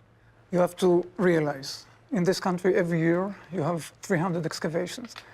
The number of artifacts found in these excavations goes to tens of millions. In minor elements, like nails, either they were lost in the stage of processing or storage, or they were mixed with some other contexts. I'm representing this government institution. There was a question asked about this nail. We checked all the records relevant to this tomb, and we discovered that we don't have the nails. Nails can be either lost or found their way into some other registry or whatever. When you said could be lost or find itself in some other registry, you mean like not really lost, but internally misfiled in a way? It's a possibility. Meaning it could be sitting in some lab or a shelf? Maybe. Gideon Avni has made me think. Maybe the nails have been under our noses the whole time. If my hunch is right, and the Israeli archaeologists who were involved in the Caiaphas tomb suspected that the Roman nails found there had something to do with crucifixion, maybe they send them to Professor Herskovic's lab at Tel Aviv University. Now, he's a forensic anthropologist. He deals with bone, not nails. But crucifixion is where bone meets nail. So maybe someone sent the nails there. Maybe that's the right address for our investigation. We've been tracking 2 nails that went missing. The Antiquities Authority, they say it's probably misplaced. Did you ever get 2 nails together? Yes, we have 2 nails together. Yes, sure. From Jerusalem? From Jerusalem. Can we go? Can we go look? Sure, absolutely. So these are the nails? Yes, these are the 2 nails from Jerusalem that arrived to the lab more than 15 years ago from the Second Temple period. Could it be 18 years ago? Yeah, could be. It's the only example of 2 nails arriving together. Yes. The fact that they're bent this way, would this be consistent with crucifixion? It could be. Why would they bend the nail? If you put a nail through the palm of the hand, you can easily free the hand. But if you put a nail through the palm of the hand, and then you stick it to the wood by actually bending the nail. The palm of the hands are attached firmly to the crossbar. So the fact they're bent is more consistent with crucifixion than if you saw them straight. Yes, I would say so. The Caiaphas nails were found in a specific chemical setting. One was outside the limestone ossuaries, and one was inside an ossuary. If these are the Caiaphas nails, one should have a heavy limestone deposit collected from inside the ossuary, and one should be limestone-free, since it was found outside the ossuaries. Incredibly, that's just what Professor Herskovits finds. One doesn't have limestone on it, but the other one does. So what do you see? There are remnants of lime on the nail, you know, limestone. Most ossuaries are made of limestone. Furthermore, Professor Herskovits finds that the heads of the nails are similar to the only crucifixion nail found anywhere, which is also in Professor Herskovits' lab. So it seems that these are the missing nails. The nails which may have come from Jesus' cross. Why is nobody as excited as I am? You know, crucifixion is a very sensitive issue from the religious point of view. I believe that most people prefer to leave it aside. So it seems that religious sensitivities, not science, dictated policy towards these nails. If Caiaphas kept the nails of Jesus for whatever reasons, he felt bad, he felt it would have healing powers, he felt that this shows he has power over him, whatever, this could be the nails of the crucifixion. Here on the campus of Tel Aviv University, our investigation is complete. The fact is that the world may be looking at the wrong Caiaphas ossuary. The man buried in the modest one may be the high priest who faced Jesus at his trial. Furthermore, I think we've made the strongest archaeological argument ever that two of the nails used in the crucifixion have been found. Was it the ostentatious Caiaphas who kept them as an amulet for the afterlife?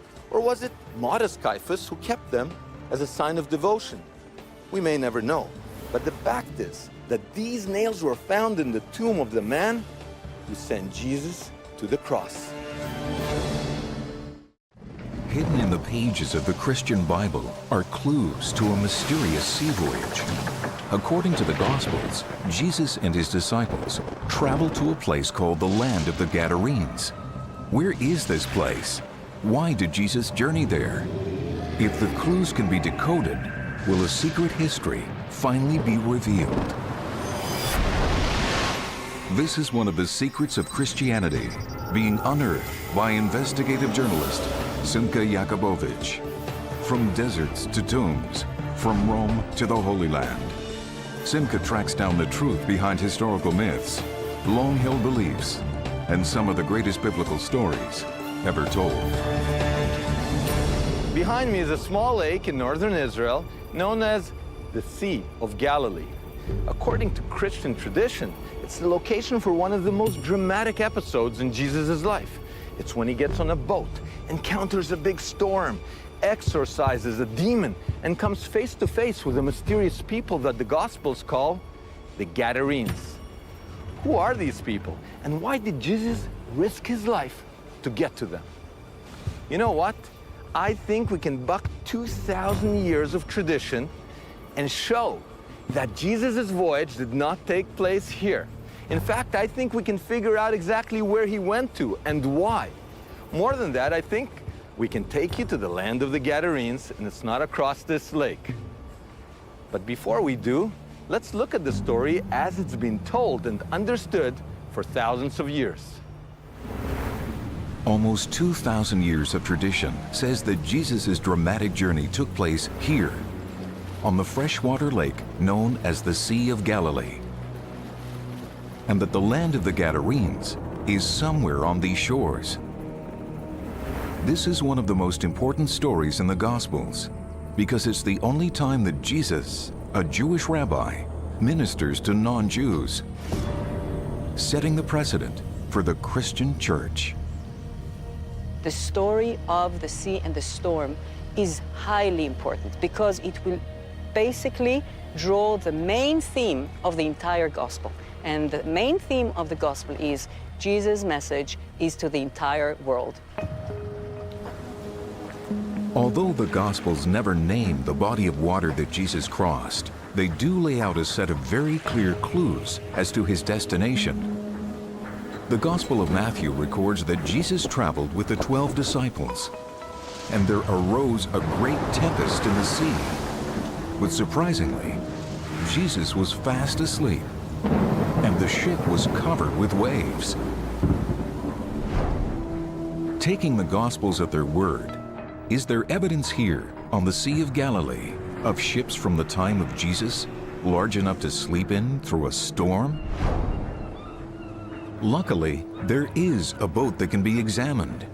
It was discovered in 1986 on the shores of the lake. Tests show that the ancient fishing boat dates to 2,000 years ago, the time of Jesus. Pilgrims travel from around the world to see this astonishing discovery, which has become known as the Jesus boat. From the beginning, we knew that we were working with something very special here. So it dates to... It's the times of Jesus, yeah. You can never prove that Jesus was on it or even saw it. There were about 600 boats working in this lake at that time. It's enough, it's from that time, from that place, it's the only one. And this is how they looked like. Archaeologists agree that this was the largest class of boat to sail the tiny Galilee. But a ride in a replica makes the holes in the story obvious. If the voyage took place here, Jesus, all of his disciples, and maybe even a crew would have had to squeeze onto this relatively small boat. And the Gospels are unequivocal. There was a great tempest. Waves crashed over the ship, and Jesus slept through the storm. So is this a good ship to go sleeping in? You can sleep in it, but not in a storm. The waves are coming over it and they're swamping the boat, and you can be sleeping on nets, but you will be thrown around by the waves. It's the worst place in the boat. It's the place that jumps, you know, left to right, up and down. Ropes are flying and the sailors... Sailors are panicking? Panicking and make noise and everything, and people are shouting and panic. If the boat doesn't match the one described in the story, the storm is even more mystifying. The Christian Bible clearly describes a powerful tempest that swamps Jesus' boat. This lake doesn't produce storms like the one described in the Gospels. Also, when there are the occasional storms, you're never more than 15 minutes from the shore, hardly the stuff to panic experienced fishermen like Jesus' disciples. After all, according to the Gospels, at least 4 of the 12 were professional fishermen. Neither the boat, the storm, nor the description of Jesus sleeping through the powerful tempest fit this location. But what about the other clues mentioned in the Gospels? Do any of them fit the Sea of Galilee? The Gospel of Mark says that Jesus traveled across the water to the land of the Gadarenes. And directly on the shore was a necropolis, or city of the dead. Living among the tombs of that necropolis was a possessed man, or demonic. Jesus exorcises the demons from the possessed man, sending them into a herd of 2,000 pigs. The swine immediately plunge off the cliffs into the sea and drown. If this story really took place on the Sea of Galilee, where is the necropolis?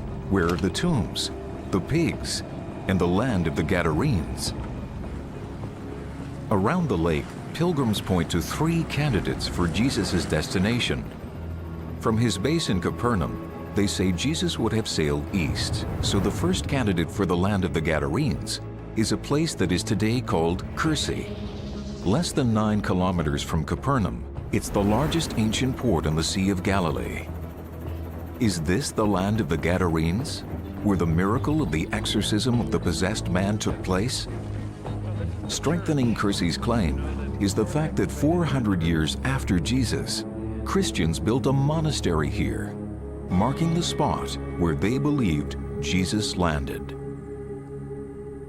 What convinces you that, historically speaking, that it is the place where Jesus sailed to?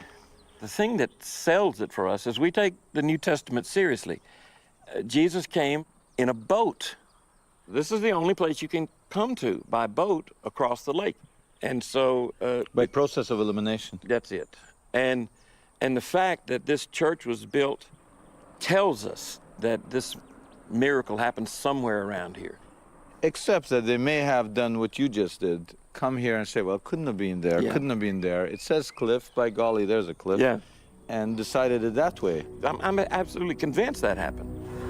Pilgrims found a port and a couple of 50-meter-high cliffs set back from the shore and decided that this must be the land of the Gadarenes. Looking at the cliffs, they saw a few caves, and they decided these had to be the tombs mentioned in the Gospels. One of these has been designated the tomb of the demonic since the 5th century. What leads you to think that there's even a tomb here? We know that in the 1st century, caves were used for burial. And here we have a large cave, and there's some others here in the area. So that leads us to believe that these were areas were used for tombs, and believed to be the tomb in which the demoniac would have lived. Why do we think that? Just because there's a cave? There's no necropolis here. It's just the caves are our best example of... One cave? This was the largest, and usually you'll take the largest and say that's the cave. In fact, ongoing excavations show no evidence of a tomb or a necropolis here. And there's one last problem with the checklist. A large herd of pigs hardly seems plausible in a Jewish country. Let me ask you, have you found pig bones here? You know, I don't think we have. We found every other kind of bone, just about. But you found no ancient pig bones? No, not that I know of. Because of all this, even the early pilgrims weren't fully satisfied with this location, so they kept looking. 2 kilometers away, at a place called Hippos, they marked another site with a church, just in case the land of the Gadarenes was further inland. I'm standing at the site of ancient Hippos. You could see it's being excavated. It's not quite open to the public yet. It's literally being unearthed right now. And right over there, you see the Sea of Galilee. So this is one of the great candidates for where the miracle of the swine, the demonics, happened. But there's a problem. It's not on the sea. There are no cliffs right next to the water. There's no necropolis or city of the dead. So there's a lot of problems with it. The only part of Kürsi in Hippos that matches our checklist are the cliffs. But they are hardly impressive, and they're far from the water.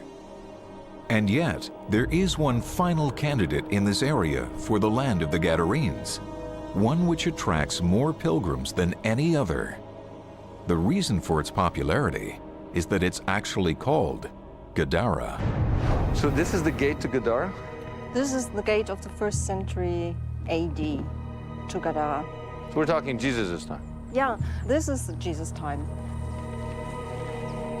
When 5th century Christian pilgrims came here, they found a necropolis that suggested a connection to the Gospels and built a church over the most impressive tomb. The people who built this church believed that this could be the place of the man with the demons inside, and the story with the pigs, and that Jesus came to this place and exorcised these demons. Here, the name of the city, the necropolis, the size of the tomb, and even the cliff-like escarpment suggests a match with the Gospels. But there is a problem. The Gospel of Mark explicitly says that the cliffs and the necropolis were right by the sea. But we're very far from the Sea of Galilee, right? That's right. It's a problem, of course, but you see, it's a miracle. And people just believed in this story. But it's a 6-kilometer hike. That's it.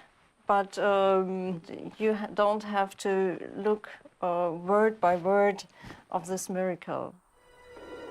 In fact, Gadara doesn't really match the story at all. It's not only far from the water, but there's no evidence of an ancient port anywhere at the southern end of the lake. Nowhere at all for Jesus to land.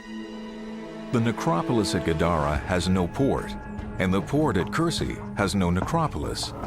Hippos doesn't match at all, and the Sea of Galilee is too small. The boat too small. The destinations are too close.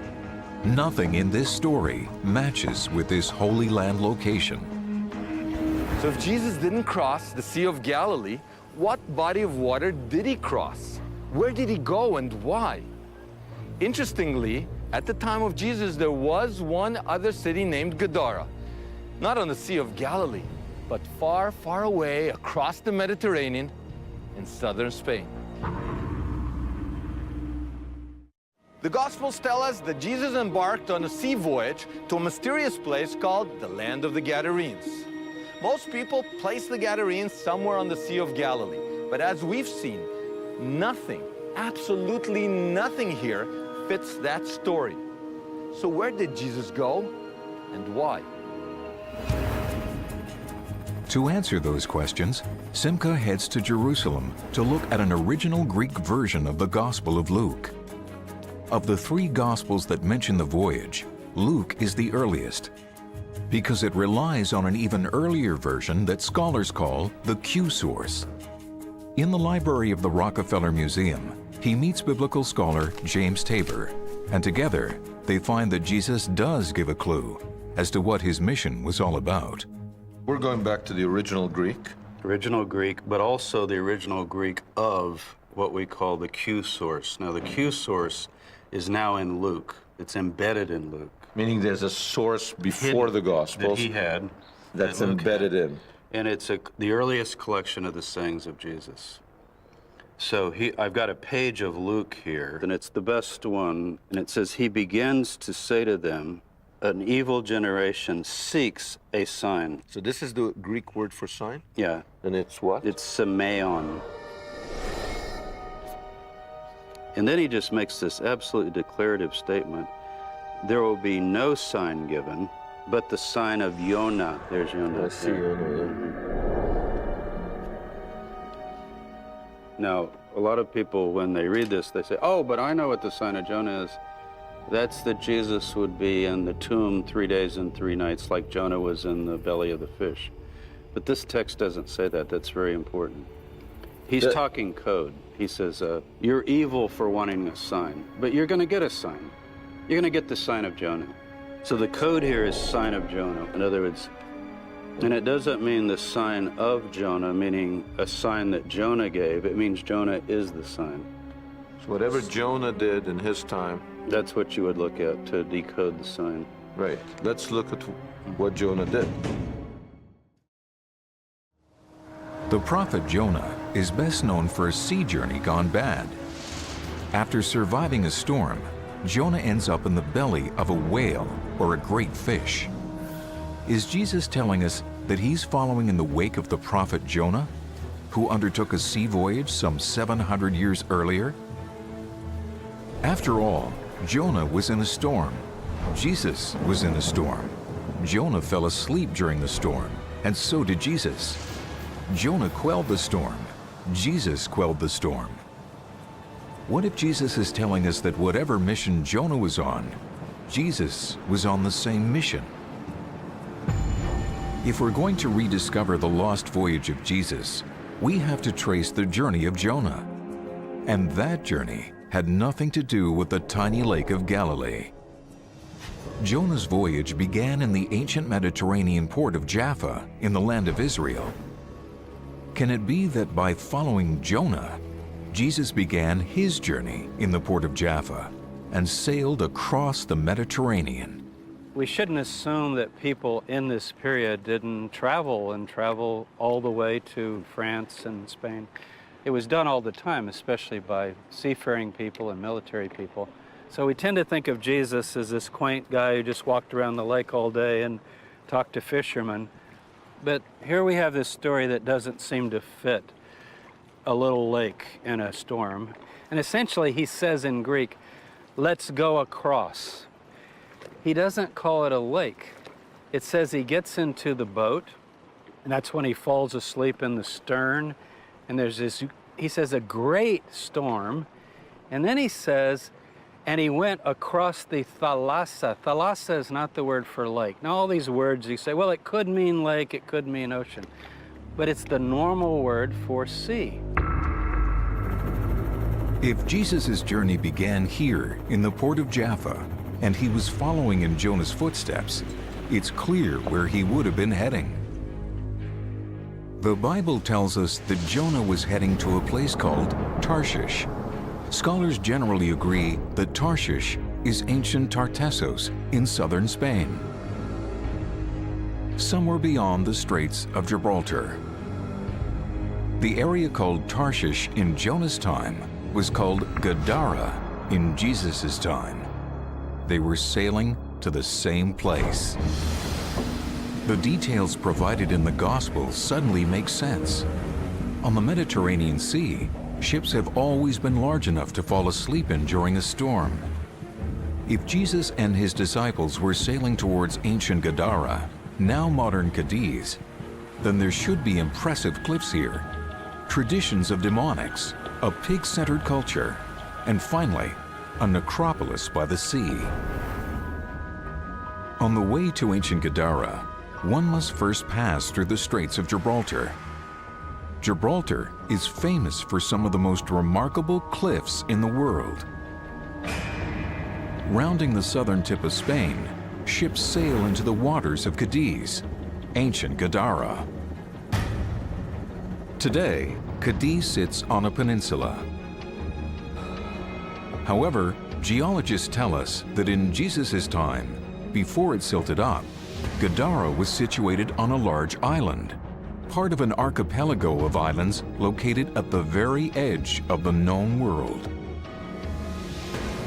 Matching the Gospels, this area is world famous for the black Iberian pig.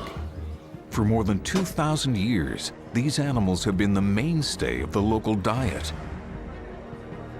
And the most famous festival here is the annual carnival. Incredibly, once again matching the Gospels, the central figure of the celebration is a demonic. According to the Gospels, the demonic lived in a tomb in a necropolis by the sea. Have any tombs been discovered under the streets of modern Cadiz? In fact, there have been, and they contained some of the most magnificent marble coffins found anywhere in the world. But what about the necropolis that once housed such breathtaking coffins? Have any of the tombs survived? A site just a few kilometers inland from Cadiz may hold the answer. Y últimamente, a través del estudio de unas fotografías aéreas, hemos podido ver el lugar donde se hacían los barcos, donde se guardaban las mercancías. Esta es una ciudad portuaria. Tenemos un puerto que no hay nada parecido en todo el Mediterráneo. According to Professor Mata, Dona Blanca was the ancient port of Cadiz. Geological research shows that 2,000 years ago, instead of flatlands, there was a rocky shore here and a sharp drop-off around the ruined city. There were cliffs like the ones described in the Gospels, and there were tombs. Lots of tombs. Está la ciudad, que es donde estamos ahora, a la espalda.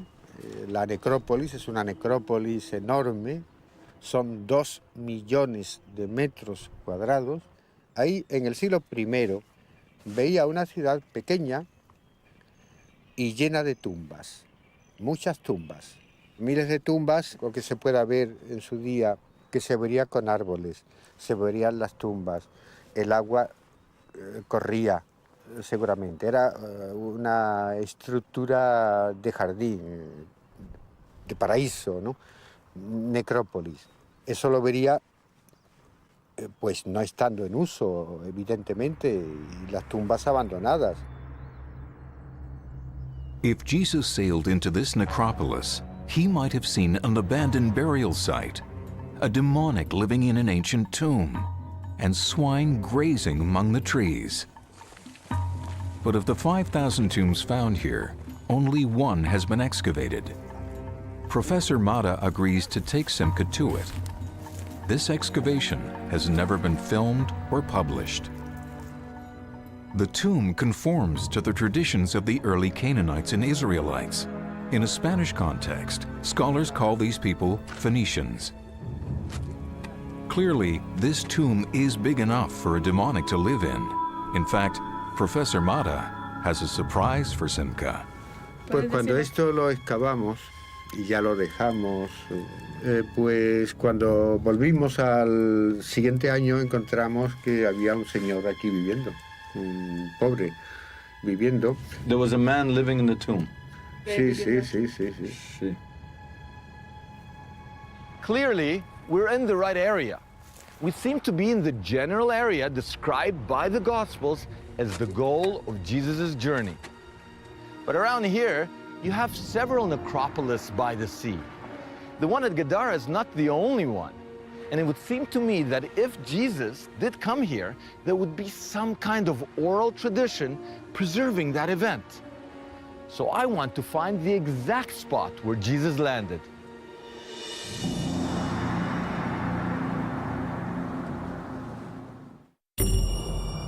Simcha believes the area of Cadiz, called Gadara in ancient times, is the land of the Gadarenes mentioned in the Christian Bible. He also believes that this was Jesus' destination when he embarked on the sea voyage recounted in the Gospels. But there is no oral tradition that Jesus made landfall here, so he's now looking for a nearby island that has the physical characteristics required, along with a living tradition that Jesus was there. The key is the storm described in the Gospels. If the storm defines where Jesus made landfall, then it would have to be around the Balearic Islands, just off Spain, an area notorious for its life-threatening gales. If Jesus set sail from the port of Jaffa across the Mediterranean, what would have happened? He probably would have been caught in a storm. That's what happens. And sailing then was a little more dangerous than sailing today. And when that happened, when you were caught in a tempest, sailors set sail for the largest of the Balearic Islands here, Majorca. And if you came into this safe harbor, or one like it, you're confronted with cliffs on the one hand, that's the geology of the place, but the culture of the place is cities of the dead, dwellings of the dead, tombs. As in nearby Cadiz, the geography of this area fits the story in the Gospels. As in Cadiz, the people here buried their dead on the beaches in tombs large enough for the living to take refuge in. Like the necropolis just outside Cadiz, this necropolis was already 700 years old by the time Jesus was born. If Jesus did come here, some of his first followers, all of them from Israel and all of them Jewish, would have followed in his footsteps after the crucifixion. But is there any hard archaeology linking this island with those early Hebrew-speaking followers of Jesus? Hidden away in a corner of the Archaeological Museum of Majorca, there are 3 lead Hebrew-inscribed anchors found in a Christian necropolis. Anchors are perhaps the earliest Christian symbols. Someone was literally buried with them. Ah, that's really heavy. Y aparecieron en un contexto de necrópolis. ¿Necrópolis? Sí. Se llaman paleocristianos porque son los más antiguos que están documentados que tuvieran presencia en la isla. Y que las 3 llevan una inscripción en alfabeto hebreo. The Hebrew inscription names the man buried with these anchors. He was called Samuel, son of Hanai. Suddenly, Simcha notices something. I have a surprise for you. There's more inscriptions here, more ancient inscriptions. See here? I see here, this looks like either an Aleph or a Mem. This is a Shin. Let me get this straight. Somebody was buried with us? Sí. Las lápidas fueron halladas sobre una sepultura. con el cuerpo orientado hacia Jerusalén. Simcha's discovery draws the attention of the head curator of the museum. This is R. Yehusha. It may say from Jerusalem. Have you ever seen this before? No, never. We've discovered a new inscription. That's right. Right in the place where Jesus would have had to take shelter if he was caught in a Mediterranean storm, Simcha has tracked down a 2nd century Jewish Christian burial that is commemorated with anchors. He's also discovered an inscription that seems to point to Jerusalem, the center of the Jewish Christian movement after the crucifixion. These anchors could be archaeological evidence that Jesus' earliest Hebrew followers lived in Majorca. But is there any tradition or physical evidence that Jesus actually set foot on this island? Incredibly, all it takes is a question to the driver to reveal that there is a local tradition claiming that Jesus came here and left his footprint as a permanent reminder of his voyage to Majorca. There's a little sign here, Ermita de Bethlehem. Yeah, right. You know what is Ermita? Ermita is a holy place. It used to be a place for pilgrimage. Yeah, Pilgrimage? It's a sort of pilgrimage place. Yeah. You're kidding. Simcha's driver takes him to the footprint that locals treat with veneration. Mira, mis abuelos, cuando yo era pequeño, mis abuelos cuando me llevaban a Bonai, siempre me hacían pisar hacia que la gente decían que ahí está la marca de cuando Jesús vino a visitar a la Virgen, que había esta piedra aquí. Did I understand him correctly? He said that Jesus came to visit? Yeah. This is not Israel, this is not Jerusalem. Why is there a tradition that Jesus was here? Pero era una tradición muy antigua esto. Mi abuela y esto ya es su madre y ya antes ya, o sea que esto ya los años que tiene que hacer mucho, una tradición muy antigua. It seems clear that Majorca was an early Christian colony. The evidence suggests that Jesus himself may have journeyed here. Does this island preserve a lost tradition? Since some of Jesus' earliest followers included members of his family, is it possible that Simcha can now come face to face with their forgotten descendants? Traditionally, people have assumed that Jesus never, ever left the shores of the Holy Land. But our investigation has led us to the conclusion that his famous journey to the land of the Gadarenes, mentioned in 3 of the 4 Gospels, was not a 9-kilometer trek across a tiny lake called Galilee, but an epic voyage across the Mediterranean to Spain. We have revealed that the geology, geography, culture, and archaeology mentioned in the Gospels match southern Spain and nowhere else. In fact, on the island of Majorca, we found a living tradition that Jesus made landfall there. There's even a stone revered as a cast of his foot. After the crucifixion, his movement, which included disciples and family, were on the run from the Roman authorities. Is it possible that they literally followed in their master's footsteps? Is it possible that Majorca is home to his descendants, sometimes called the Ebionites? Did the Ebionites think of Jesus the way other Christians do? They would probably think of Jesus more as a human being. He was on a mission sent by God. He was in the long lineage of the kind of prophets and leaders of ancient Israel. But he was a human being. They would never have thought of him as a divinity or a son of God. Let's say they were still alive, their descendants.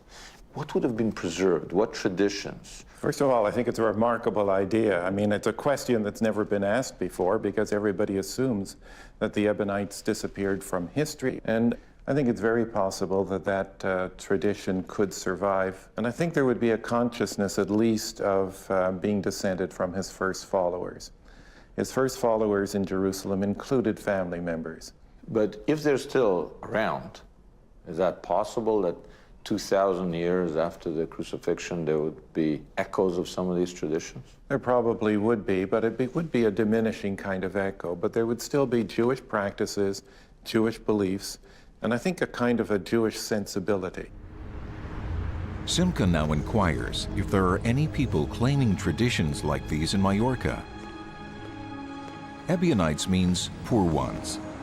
He now discovers that there is a movement in Majorca known as the Poor Church. Could this group possess remnants of Ebionite beliefs? Is it possible that some of these people are of the bloodline of Jesus? Simcha learns that, like the Ebionites, these Catholics are attracted to Judaism and believe in Jesus not as a god, but as a Jewish teacher. Él siempre se sentía arraigado a ese judío del principio, a ese judaísmo, pero él hablaba siempre de las enseñanzas de Jesús, no como las han explicado las religiones, sino como tal vez las vivía Jesús. Siempre ha hablado de un Jesús que murió, vivió como cualquier otra persona y que no resucitó. This perfectly matches the beliefs of the Ebionites.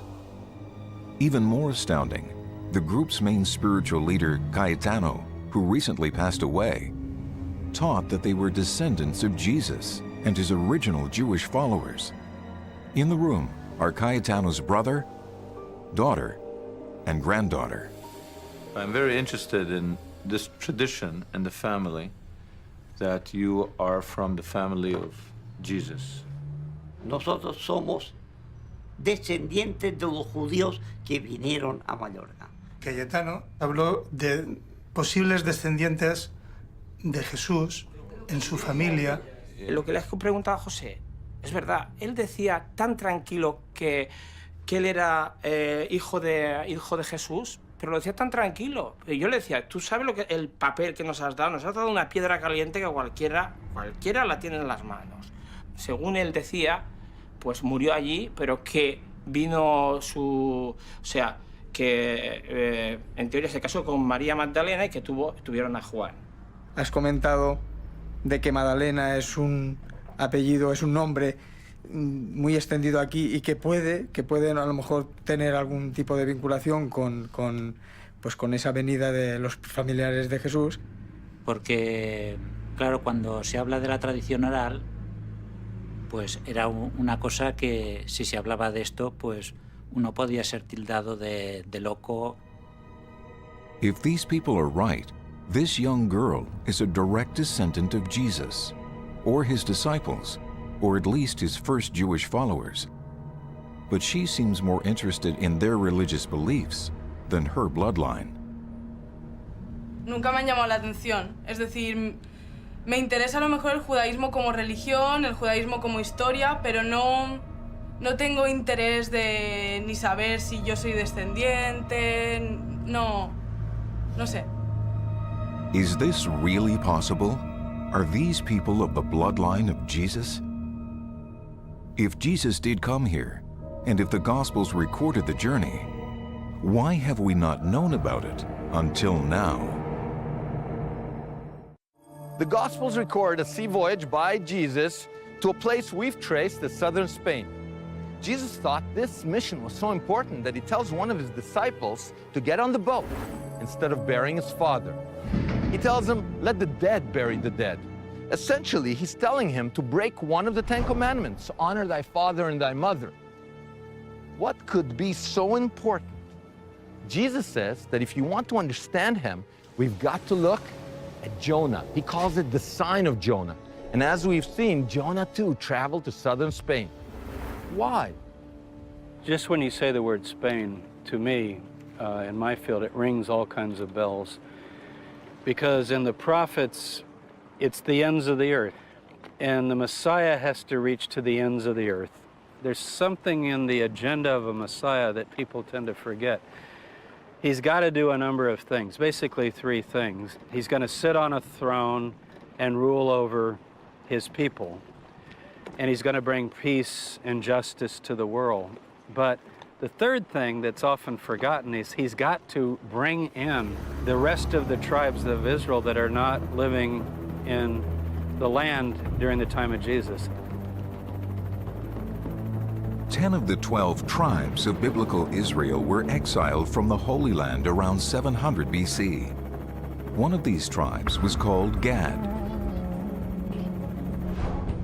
At the same time as the exile of the tribe of Gad, historians tell us that a colony was established in southern Spain. In fact, most places in the area, such as Guadalquivir, Guadiana, and Guadalat, include the Spanish word for Gad in their names. Interestingly, the Israelite tribe of Gad originated on the eastern side of the Jordan River, where the only other city of Gadara existed.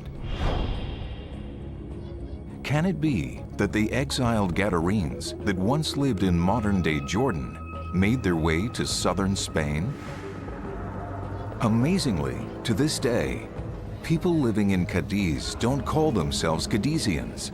Rather, they call themselves Gaditanos, Gadites. But is there any hard archaeological evidence linking the lost tribe of Gad to Spanish Gadara? Overlooked in a corner of the Museum of Cadiz is an ancient inscription that dates to the 7th century BC, the time of Jonah, when the tribe of Gad would have arrived here. The inscription is in Hebrew, and it reads, "My father is Gad."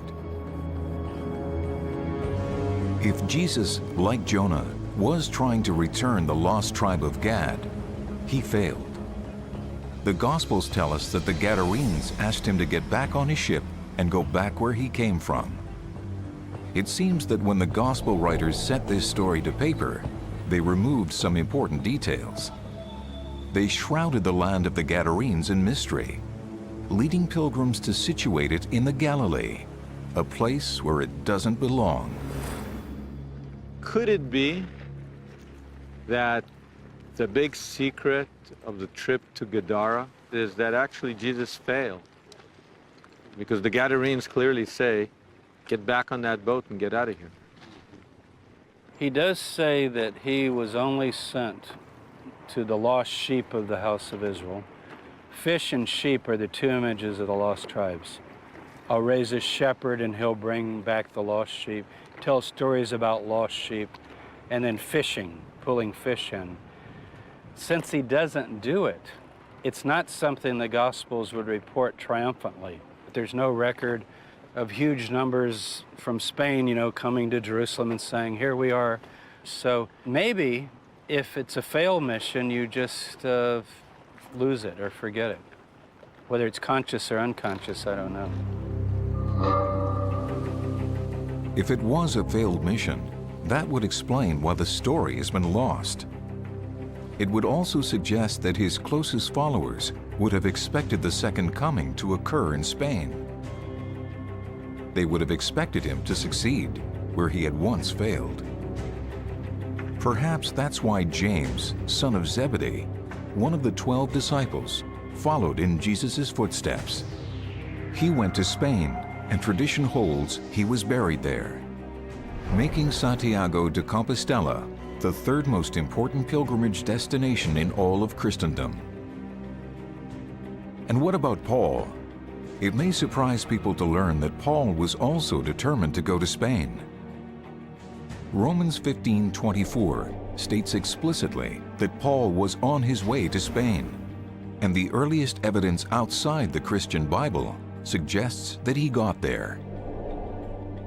The tribe of Gad did not sail to the Holy Land with Jesus. Nonetheless, it seems that Jesus' most intimate followers believed that the second coming would only happen when the Gadites, the Gadarenes of the Gospels, rejoined the Jewish people. As it turns out, there may have been repentant Gadarenes who did journey to Jerusalem after the crucifixion. Incredibly, at the Church of the Holy Sepulchre in Jerusalem, a holy site for Christians and the traditional location of the crucifixion, hidden from public view, is Christianity's earliest inscription. And it may be the defining evidence that at least one member of the tribe of Gad came home. A door behind the altar leads to a tunnel and a long walk beneath the traditional site of Jesus' burial. Secret chapel. And there, next to an altar dedicated to the Virgin Mary, is a 2nd century graffiti of a seafaring boat. Beneath it, there's a Latin inscription suggesting that it came from the West. The man or woman who drew this may very well have come from Spain. What we can see here is a boat where you can see the mast. The sails are in red, very difficult to see. You can see the oars, you can see the steering tail. You've got everything here. I see here a pilgrim coming from the western part of the empire. It can be as far as Spain. He says two things. First of all, see how I came here, by boat. But the most important, the most significant thing is the inscription which says Domine Ivimus, in Latin, which means, "O Lord, we have come." 2,000 years of Christian tradition says that Jesus never left the Holy Land and that his famous sea voyage was across this tiny lake. I think we've made a powerful case that this is not where the voyage took place. It took place across the Mediterranean. He didn't go to modern-day Jordan, he went to modern-day Spain. He went there to fulfill his messianic, his Messiah agenda, to bring the lost tribe of Gad home to the land of Israel. Ironically, the tribe of Gad did not follow him to the Holy Land. But after the crucifixion, it seems that one group of Gadites did finally make the voyage.